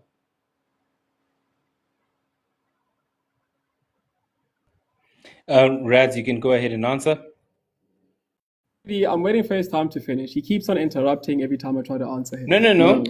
You can use his time, and then it'll go into your 3 minutes. You can go ahead. Okay. So as I was saying, what the wall, the main purpose of the wall is that they're going to build the wall, but then they're going to build a bridge on top of those on-ramps. So the people can cross those. There he goes again, Ganda. I'm not talking about on-ramps, Rads. I'm talking address the on-ramps. I'm not asking about bridges. Address the question. How is it going to prevent pedestrian access when you can essentially just walk around the wall? No, you can't just walk around the wall. The wall is a long stretch of wall that goes from. Oh, is it going to completely remove the on ramps then? Or the on ramps going to I, disappear? Gana, what kind of conversation are we having? He keeps on interrupting every time I answer him. Okay, I mean, so what's so you happening? you've asked your question 41.8. Allow him to respond to it. Well, then, thank you very much. The wall is a long stretch of wall, right? And there's no people cannot just walk onto the on ramp. What happens is that there will be a safe bridge or some sort of traffic light that will direct people. That's what Mr. Derby Lewis said in a statement. It's not just about building a wall. There actually are infrastructure that's going to be put for people to walk safely on top of the on ramps and the highway. Hope it answers your question. Just to, do I Okay, get? wait. Wait. Everybody, please wait. Rads still has his 2 minutes. Rads, are you open in these 2 minutes for 41 to continue with his round of questioning? Time is running. Yeah, absolutely. Yeah. Brilliant. 41.8, you can continue. Yeah, sorry, like I give up because Rads has no intention of answering my question. The question was how is the wall going to prevent pedestrians from accessing the highway when there are still on ramps that lead onto the same highway? Are you going to remove the on ramps completely and wall off these communities completely?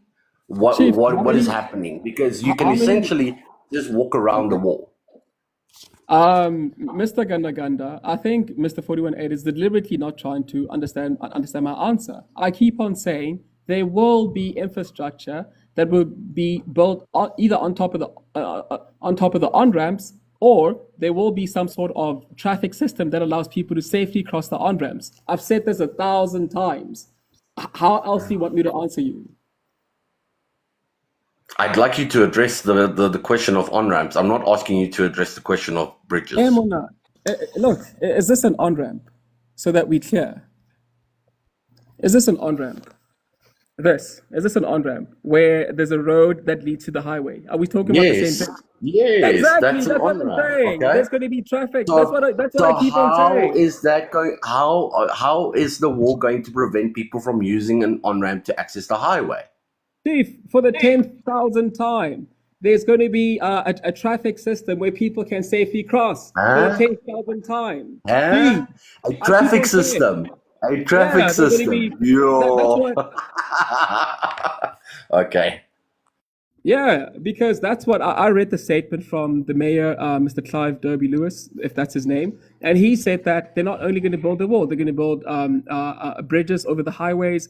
They're going to build, they're going to ramp up the traffic security system on those on ramps and the highways. That's what he said. What other answer do you want? What other answer do you want?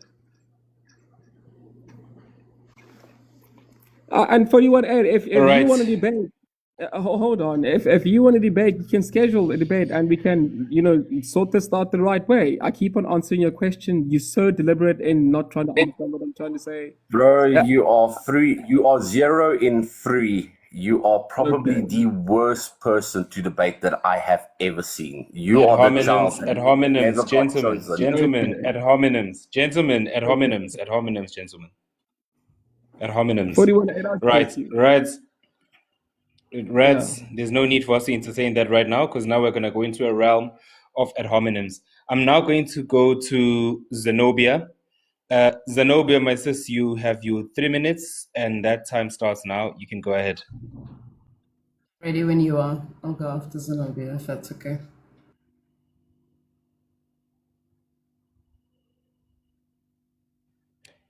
Zenobia, are you there?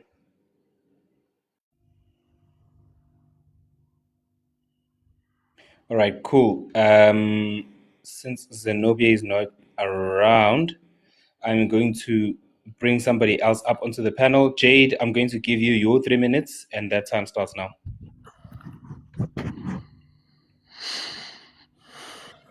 Cool. Can I just check with Rads, when is the last time you've come to Cape Town?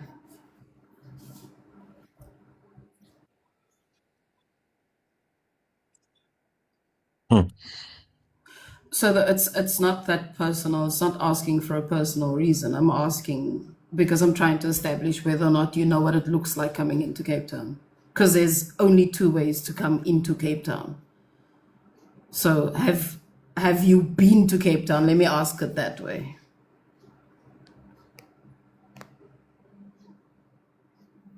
Right? Rads, you can go ahead and answer the question that Jade has asked.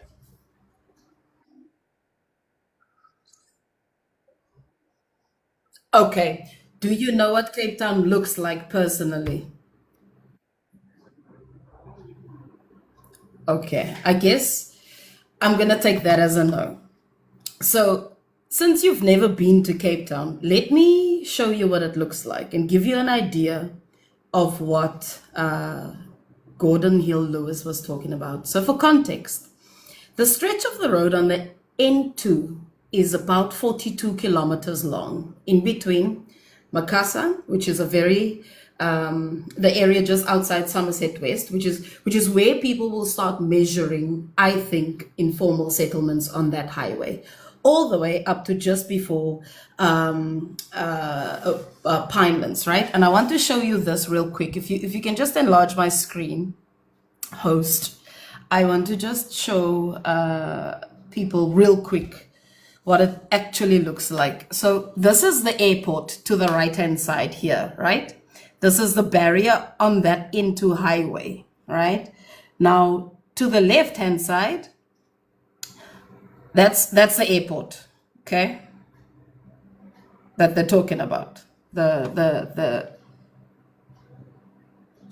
a fence there, right? There's a barrier there, and look at that. Do you know what that thing is that's called there? This is a fence. That is the same fence that the DA refuses to take care of, right? Behind that fence or next to that fence is what they're afraid people are asking questions about when you come from the N2 airport approach. When you hit the airport approach, your 9-kilometer starts. Not before then, not all the way past Makassar. They're not interested in protecting anybody traveling on the N2. They only want to cover up what sits behind this so that people who come from the airport stop asking the DA why they aren't taking care of the people of Cape Town. Because it's disgusting to look at the neglect that's very evident coming from the airport. And that's all they want to Jade, do. that is your time. That is your time. Rads, you have your 3 minutes to speak. Is there any response that you want to give, or should I move on? I do have a response, Mr. Gandaganda. You don't have a response. All right, cool. I'm going to move on to. Mr. Gandaganda. Oh, you do. Oh, sorry, I didn't hear you. Apologies for that. Your 3 minutes start now. Go ahead. Oh, thank you very much. Well, you calling it a cover up, but I call it you calling it a cover up, but I call it a buffer zone. And you mentioned that the N2 Hal run, the same place where tourists and locals alike can get their windows smashed and smashed with bricks. Right? It's not just about asking questions. It's about real people's lives on the line. I think you're just protecting the criminal elements in those communities. So are you saying that we should leave the highway wide open so more people can get robbed or more people can get unalive just so that we feel better about the visibility of poverty? Right? I mean, come on. I mean, safety isn't just about aesthetics or looking beautiful, or the visuals. That's not what safety is about. Safety is about making sure that an South African citizen can drive to work without a bullet in their car. Thank you. All right, brilliant. Can I just quickly say to Rads? There is still a minute 40 seconds. You can go ahead. Can I just say to Rads that if you had actually been to Cape Town, you'd know that the roads that actually are running parallel to and also perpendicular to the N2 are more dangerous than the N2 itself. In fact, more recently, there have been terrible reports on the R300 because that one there is one that is particularly neglected by the DA, right? And you will know that the roads that are around that are a hell of a lot more prone to things like hijackings, to things like terrible unalivings. The DA legitimately don't care about the people of Cape Town or their safety. They only care about the tourists who come in a 9-kilometer stretch from the airport to Pinelands, because that's when the aesthetics start that they come and pay for. Before then is when the people who live here actually are visible, and all they want to do is close that up so that people don't ask, why are those shacks there? Why does it look so terrible? And why can we see this from the airport? Can I please Thank you very much, Jade. Can I please respond, Mr. Gandaganda? Unfortunately, your time has run out, Rads. You were given 3 minutes for response, half of which you had forfeited to Jade for her to give her response. I now have to move on to Ra Fox and give him his 3 minutes as well. So Ra Fox, your 3 minutes do start now. You can go ahead. Thanks, Patriots, everybody. Yeah, I'm just wondering. I'm glad that we have somebody from Cape Town here. Because I wanted to actually ask the panelists, because if the issue is that the DA is basically considering apartheid style type of governance, right? The question then becomes, why does the DA still consistently win Cape Town? Because you would think that if the majority of the people in Cape Town are not the protected race, right, or the race that the DA panders to, then you would think that they would vote them out. So why does the DA keep winning Cape Town consistently if the white minority, or whatever, the white monopoly capital, whatever you want to call them, if they're in the minority, then why does the DA keep winning? Does anyone have an answer for me? Please note that every question posed has to be directly towards either one of the debaters, nobody else on the panel. Oh, my If bad. any one of the answer debaters that. wants to answer that, I said you that. can go ahead. Who go ahead? Political Zeitgeist, you can go, and then I'll give you your time, and then Rads will have his time as well. To answer you, Ralph Fox, is the reason why political parties invest so much in advertisements. When you have a narrative that you can push to people, even if it's a narrative that is destructive against them, you can always take control of their ability to think logically. The objective is to starve the people and then give them a boogeyman and say, that's your problem, and I will save you. You will always win their minds. So it's a tactic that they've used over and over again till today. So it's propaganda more than anything. I would strongly recommend that you read the book Propaganda by Edward Bernays.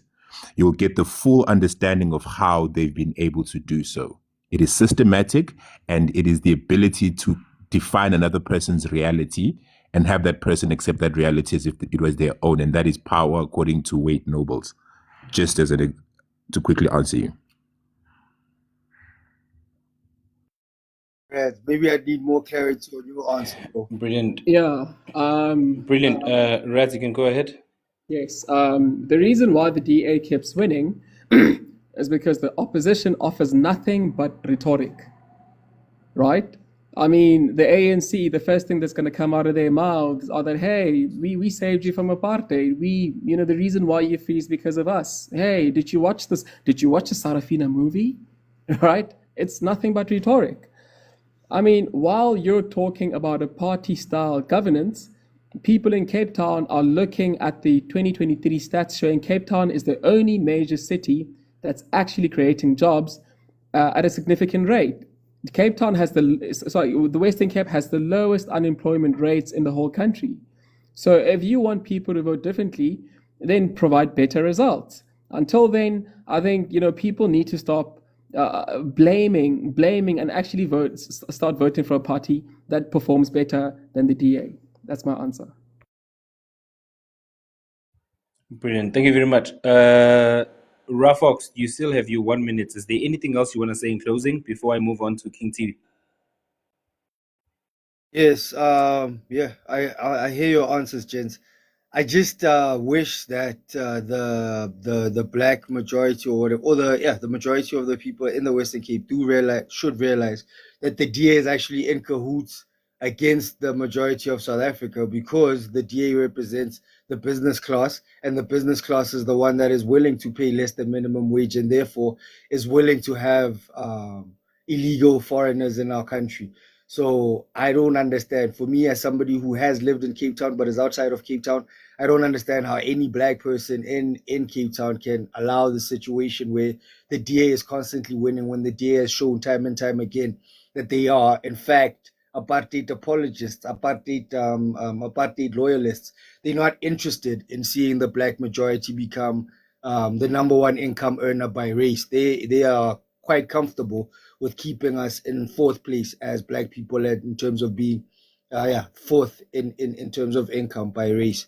So I wish the people of Cape Town would wake up and stop voting against their own interests.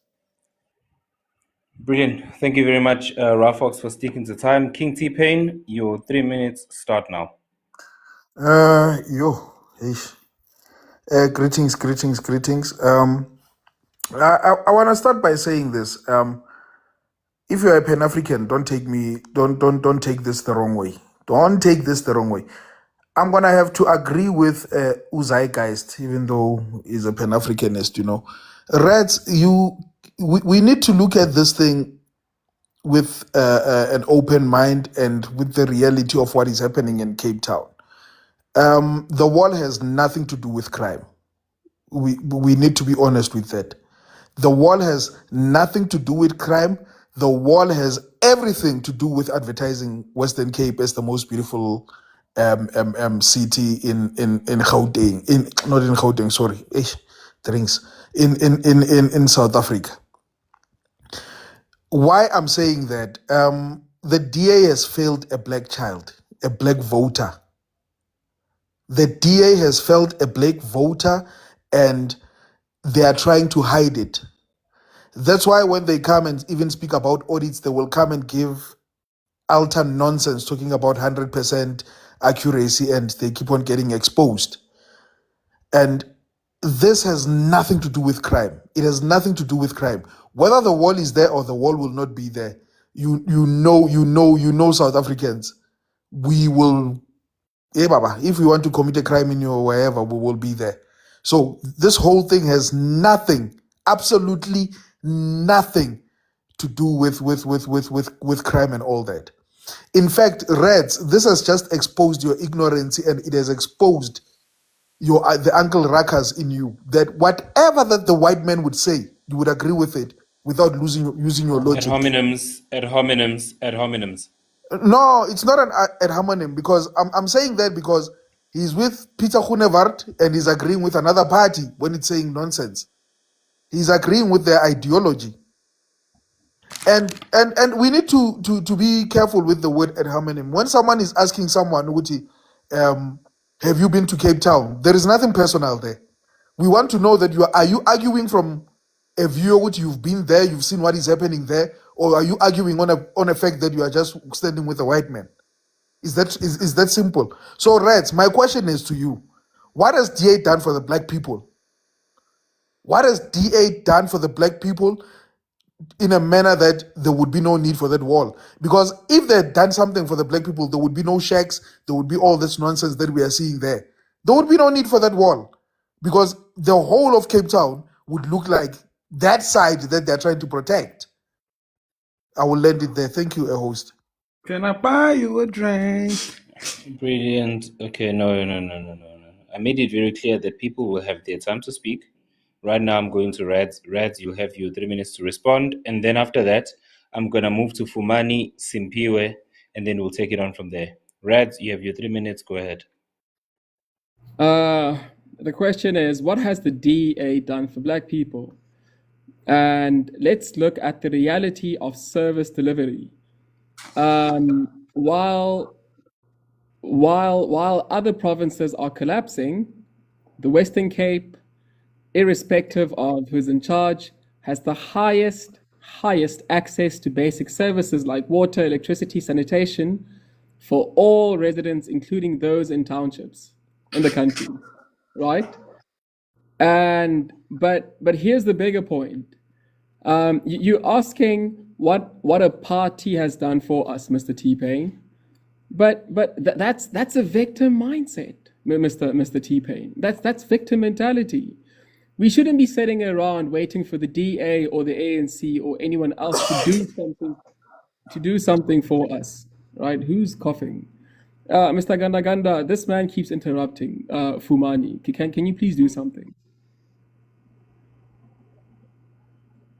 Rads, we apologize for that, but he has been muted.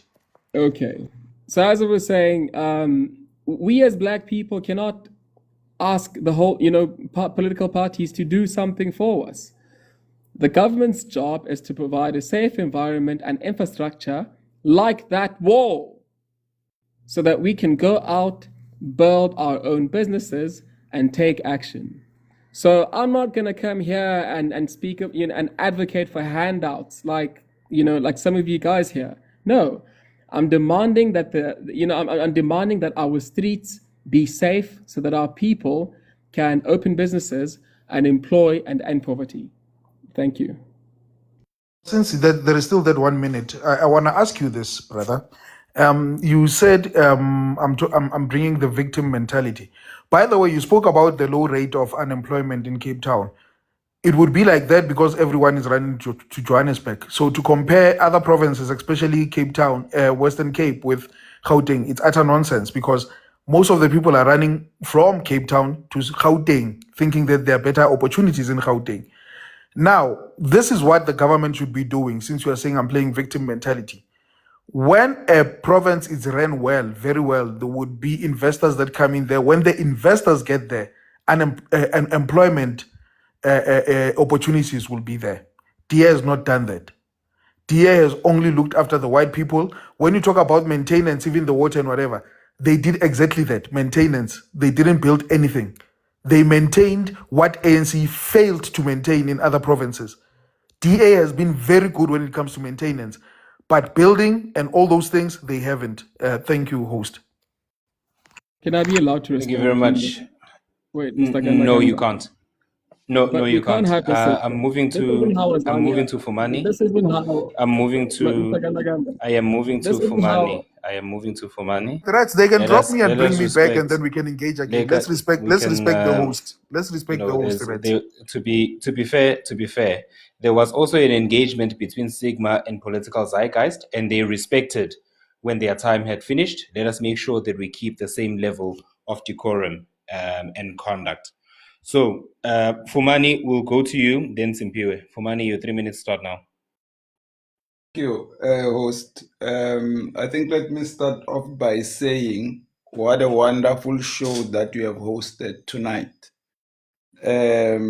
Bravo. We should talk to super bets, and they must give us who must bet on the people who are debating. But anyway, it was a bloodbath, 12 rounds, knockout each one. There was nothing. But I think we will start here. I have a question for political Zeitgeist with the last 2 minutes that I have.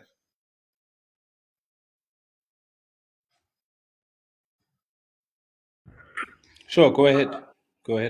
If you had 100 million rand to spend in Cape Town, in that area, what would you do? Oh man, that's a very beautiful question. The objective would be, number one, to uplift the people of Cape Town and the children of Cape Town more specifically. Personally, for me, I see South Africa as being the cornerstone of social media. I think right now our biggest opportunity is in the social media space. So my objective would be to collaborate with the youth of Cape Town specifically build centers where the youth, similarly to a library, where the youth of Cape Town can maximize, where they don't necessarily have to take their cameras with, but we give them access to high-end cameras. We teach them design. We teach them AI. We teach them how to actually produce content that is going to go global. Guys, social media is the future. It's where the employment is going. AI is going to take all of the jobs. We can't compete with AI. We can't compete with robotics. But there's one thing that can never be stolen by technology, and that is Let's human. kill my time. Okay. You are somewhere at 40 million. Hmm? You are somewhere still at 40 million. So, would you argue that a wall would not be better suited to serve the community if we're going to spend 100 million rands? Never. It only just imprisons the people and exacerbates the frustration. You teach a man you give a man a fish, you feed him for one day. You teach a man how to fish, you feed him for a lifetime as well as the generations that follow. Mine is to empower the people and give them something to look at and really be proud of themselves with, not look at it something that is going to be a prison. Time. Do you think it's a spit on the face of the black people in that community to take 100 million and spend it on concrete? Can I take my time to also reply to that? Go ahead. It is an insult to go to a people who are already starving, to go to a people who already don't have hope. And instead of you coming to them and empowering them and giving them opportunities, you're saying, I'm going to lock you up. If I was to come to your home tomorrow and build a wall around you, when you have been crying to me and saying, I need help, and I come to you and I say, in order for me to solve your problem, I am just going to build a wall so you don't have to scream so loud and nobody gets to see your pain. And because your house looks bad, I don't want the neighbors to see how much you're starving. So in order for me to fix your problem, I'm just going to build this wall that is going to make sure that you now no longer have ability to move. As a human being, you will never be happy with that. It is a crisis. It is an insult. It degrades the very people of Cape Town. And I hate the fact that Rads is saying there's high service delivery in Cape Town when the largest slum in South Africa is in Cape Town. The problem with Rad is he does not see himself and people who look like him as human beings. If you saw yourself as human being, you would understand that this is an insult. To you, the only thing you'd reduce when the people that live in that area is just criminals. You don't see the humans in them. You're seeing people who need to be hidden, people who need to be locked up in a wall, the very same way that our ancestors were locked up using border gates. It's all just one layer after the other of saying, instead of fixing your problems, we will arrest you. You arrest the victim because you don't want the victim to be seen by the international community. You don't want the victim to be acknowledged. You want to live very freely and pretend like none of this is happening. I rest there. Brilliant. All right. Now, thank you very much, Simpiwe, Steph. And then after that, it'll go back to Sigma and it'll be an open panel. King T-Pain, you did say that you were going to drop for King Gafifi to come in. Yeah, I was saying I can drop for him. I know he's gonna say he's driving. He needs to go somewhere, and then I'll come back. Of course, of course. All right, so I'm going to you can just drop and then I'll so after you drop, please just bring him up as well since you're a mod. Can you bring him up as well? Simpiwe, I'm giving you your 3 minutes. That time starts now. Go ahead. Hey, greetings to everyone. So I was not going to come up here, but the reason that I came here is because I felt like the question that I had was not answered. The question is the question that was asked by 41.8. Rads, did you understand what was an on-ramp? So I even showed a picture of it. I did.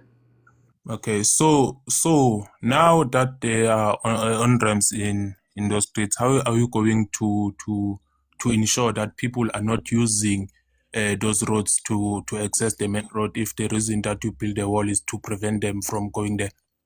Okay, let me switch my camera on because I think I can better explain it. Because I explained it, you refuse to understand it. Let me please put it on the large screen. Ganda.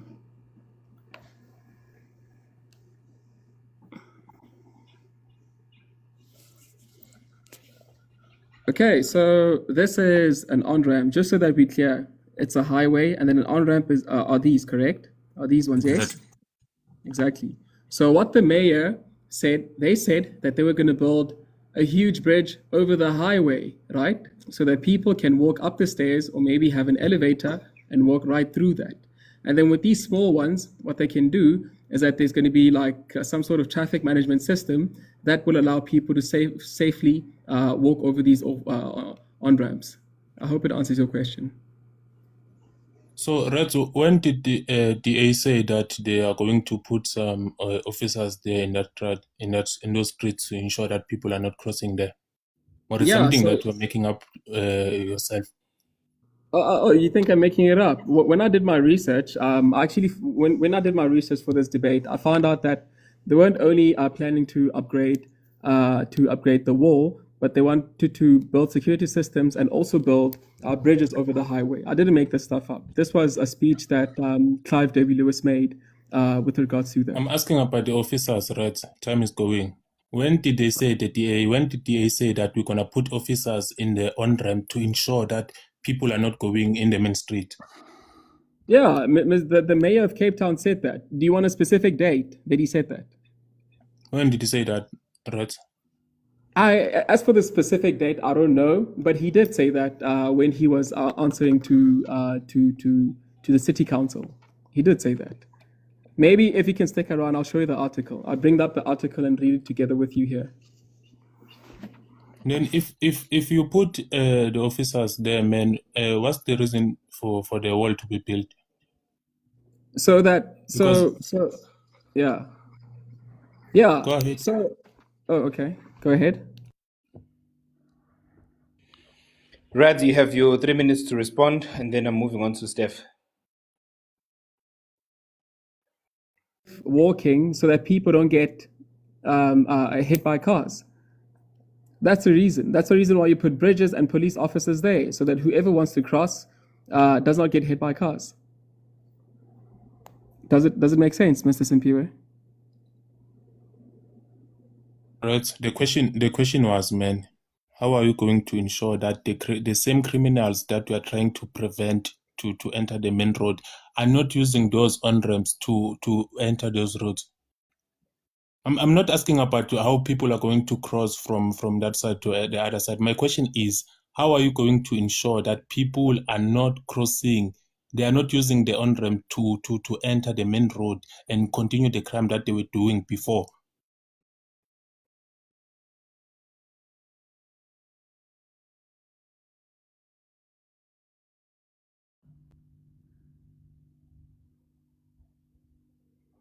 Rads, you're muted. We can't hear you. I'm so sorry. Sir, I'm saying to you that the only way that they can prevent people from getting hit by cars is if they build the wall, right? So, okay, logically there should be an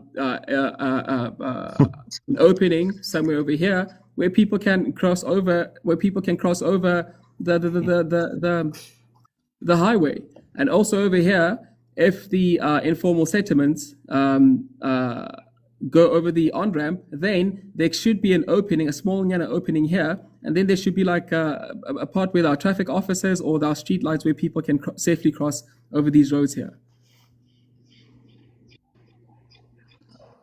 I have 1 minute. You can speak, Mr. Simpiwe. No, it's fine. It's fine. We can move. Can I take Simpiwe's 1 minute? All right, cool. Okay. No, please don't political Zeitgeits. Yeah. King Gafifi, you have that 1 minute. Is there anything you want to say? You're sanctioning me. Just a quick one. This is just the usual. I'm sorry, guys, for boring you. The conversation is going on, but I'm going to need to run soon again. But I wanted to thank all Reds and political I can't say that name, sorry, political, I ask Ispra. But I wanted to thank you guys for coming in and dedicating your time to come here. You are still here as well. I appreciate it. I actually listened to the actual debate. I only missed when people came up to ask questions. So I really appreciate your preparation and everything. I wanted to ask the two of you, I'm going to ask this question once and then you can answer it. I'll drop and I'll listen. The first one is, Reds, if this solution of the wall works, what will stop other people from insisting that they are also allowed to put up barriers as crime prevention? Let's say it works and it's effective. What will stop other people from saying, but we also want an enclave, not an enclave necessarily, we also want a wall, we also want a barrier, and how far do we go? To political Zeitgeits, I want to ask you, I don't know if I said your name right, You but said it to you, correctly. okay, good. To you, my question is, the long-term solution would be to obviously introduce prevention, attacking basically the cause rather than the what do you call it, the symptom, right? And building infrastructure and building libraries, re-education, etc., etc. All of those things will work in the long term. But what do we do in the immediate to try and stop what is happening in the motorway, which is what the DA claims that they want to stop? I hope my questions were clear. Yeah. Brilliant. To the two debaters, I'm going to give you guys 2 minutes each so that I can give Steph a chance and then make it open for everybody. So, Rads, I'll give you your 2 minutes. You can go ahead. Okay. Well, first of all, Mr. Zania, nothing should stop a community that's willing to take up responsibility for their own safety. Nothing.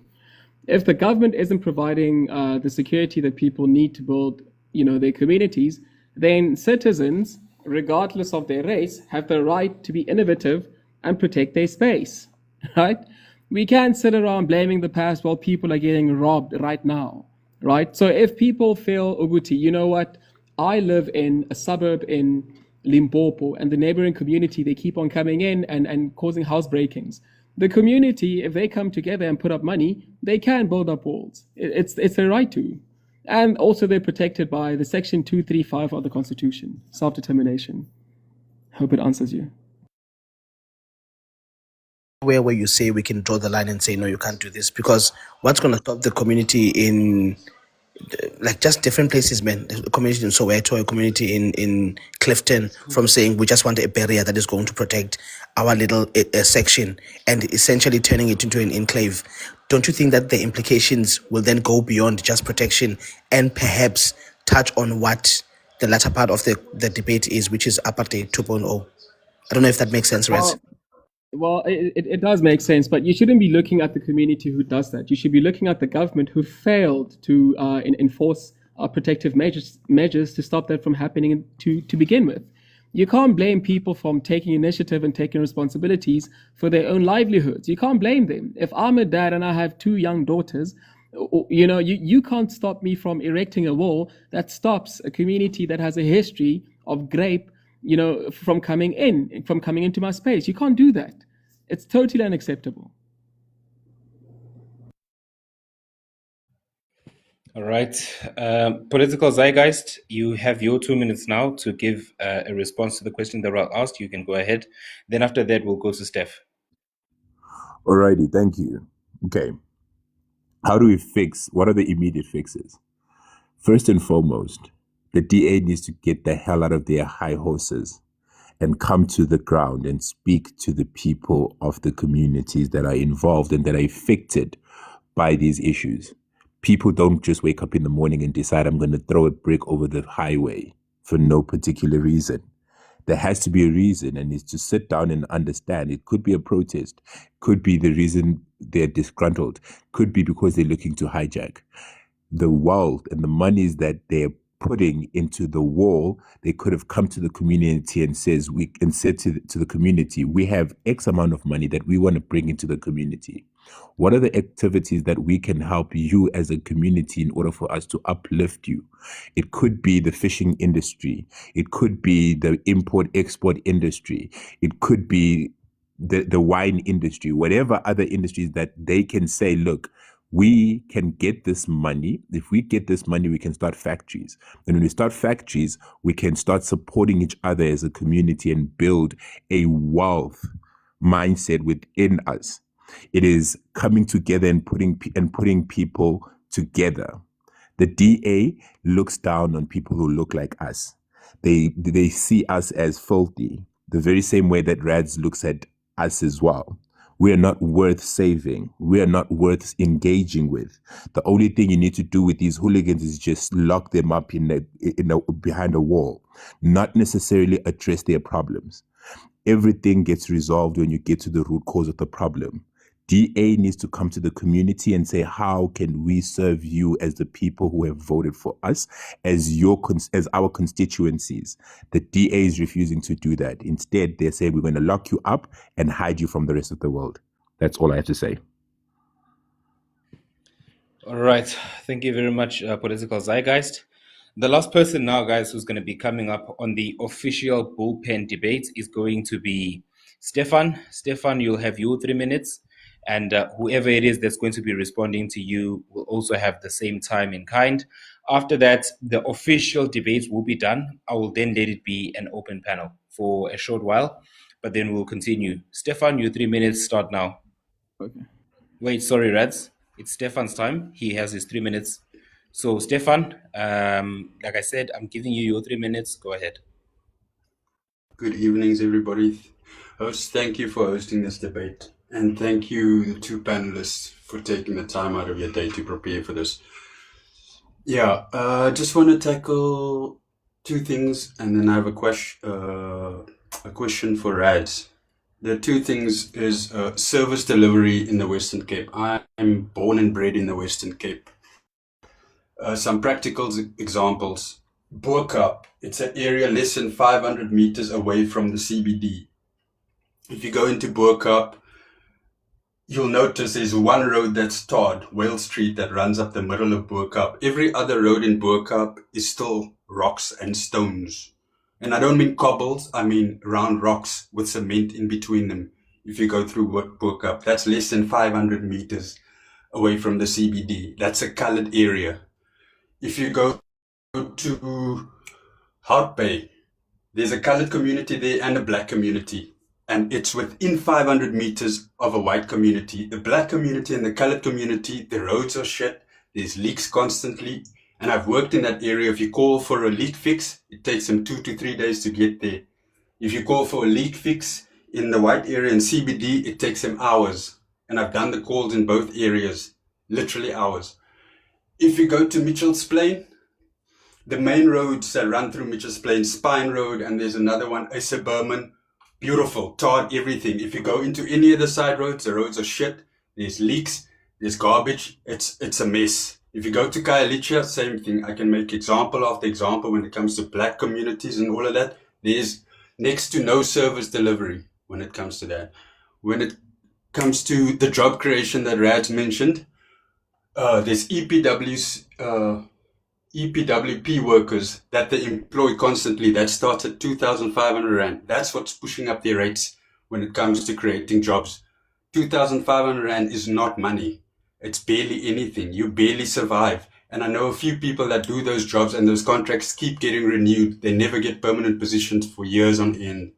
Now, here's my one question for Rads, actually.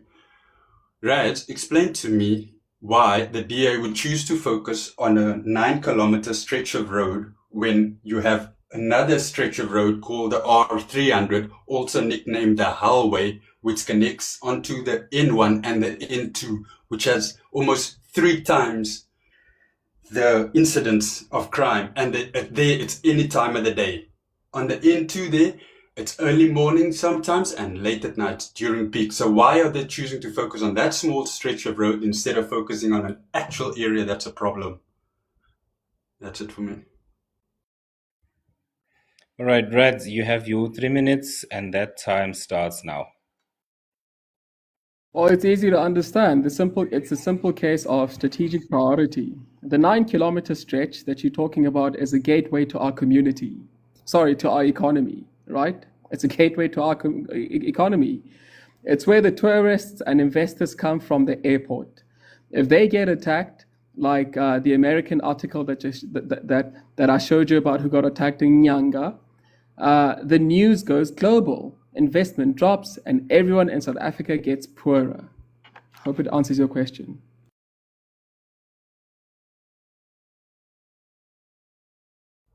Host, yeah, Stefan, the time is still there. If you want to engage, you can until the end of the 3 minutes.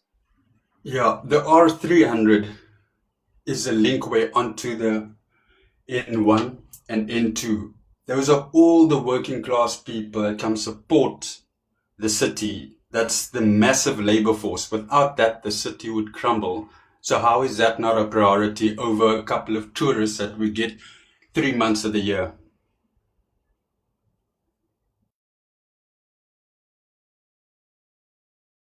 You know, you calling it a couple of tourists that we get 3 months of the year. These tourists are the lifeline of our economy. Sorry. They're not really the lifeline of the I economy. wasn't They're the done. No, wait, sorry. Something happened. I wasn't done. Look, you're acting like we have to choose between the working class and tourists. That logic was weak, right? A wall, isn't there to stop the labor force. It's there to stop criminals who prey on everyone, right? Including that very same labor force that you're talking about. They are there to protect them. Do you think the person taking the bus at 5 o'clock in the morning wants to get mugged on their way to work? No. Protecting the route and workers is priority for the city and the state. Hope it answers your question. doesn't answer my question because that same bus needs to take the R300 to get onto the N2, and the chances of that bus getting burned out and stoned is more likely on the R300 than it is on the N2. You haven't explained why they don't tackle that instead. But the whole link that that area has the most numbers of crime. Again, it has to be proved because people come here with unsubstantiated facts, right? Google it. It's literally called the hallway.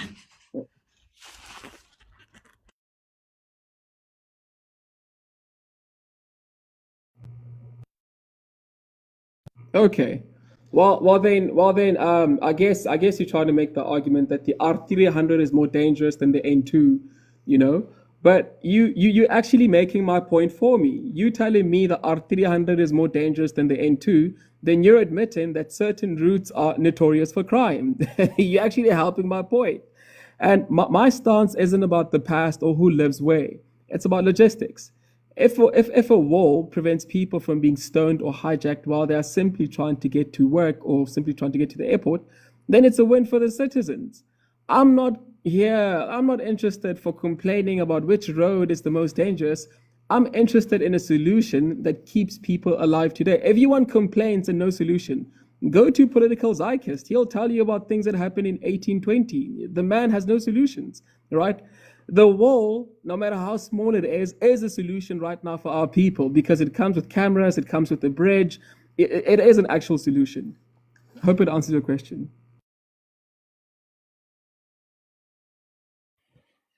All right, cool. So, ladies and gentlemen, that does conclude the Can I conclude? bullpen.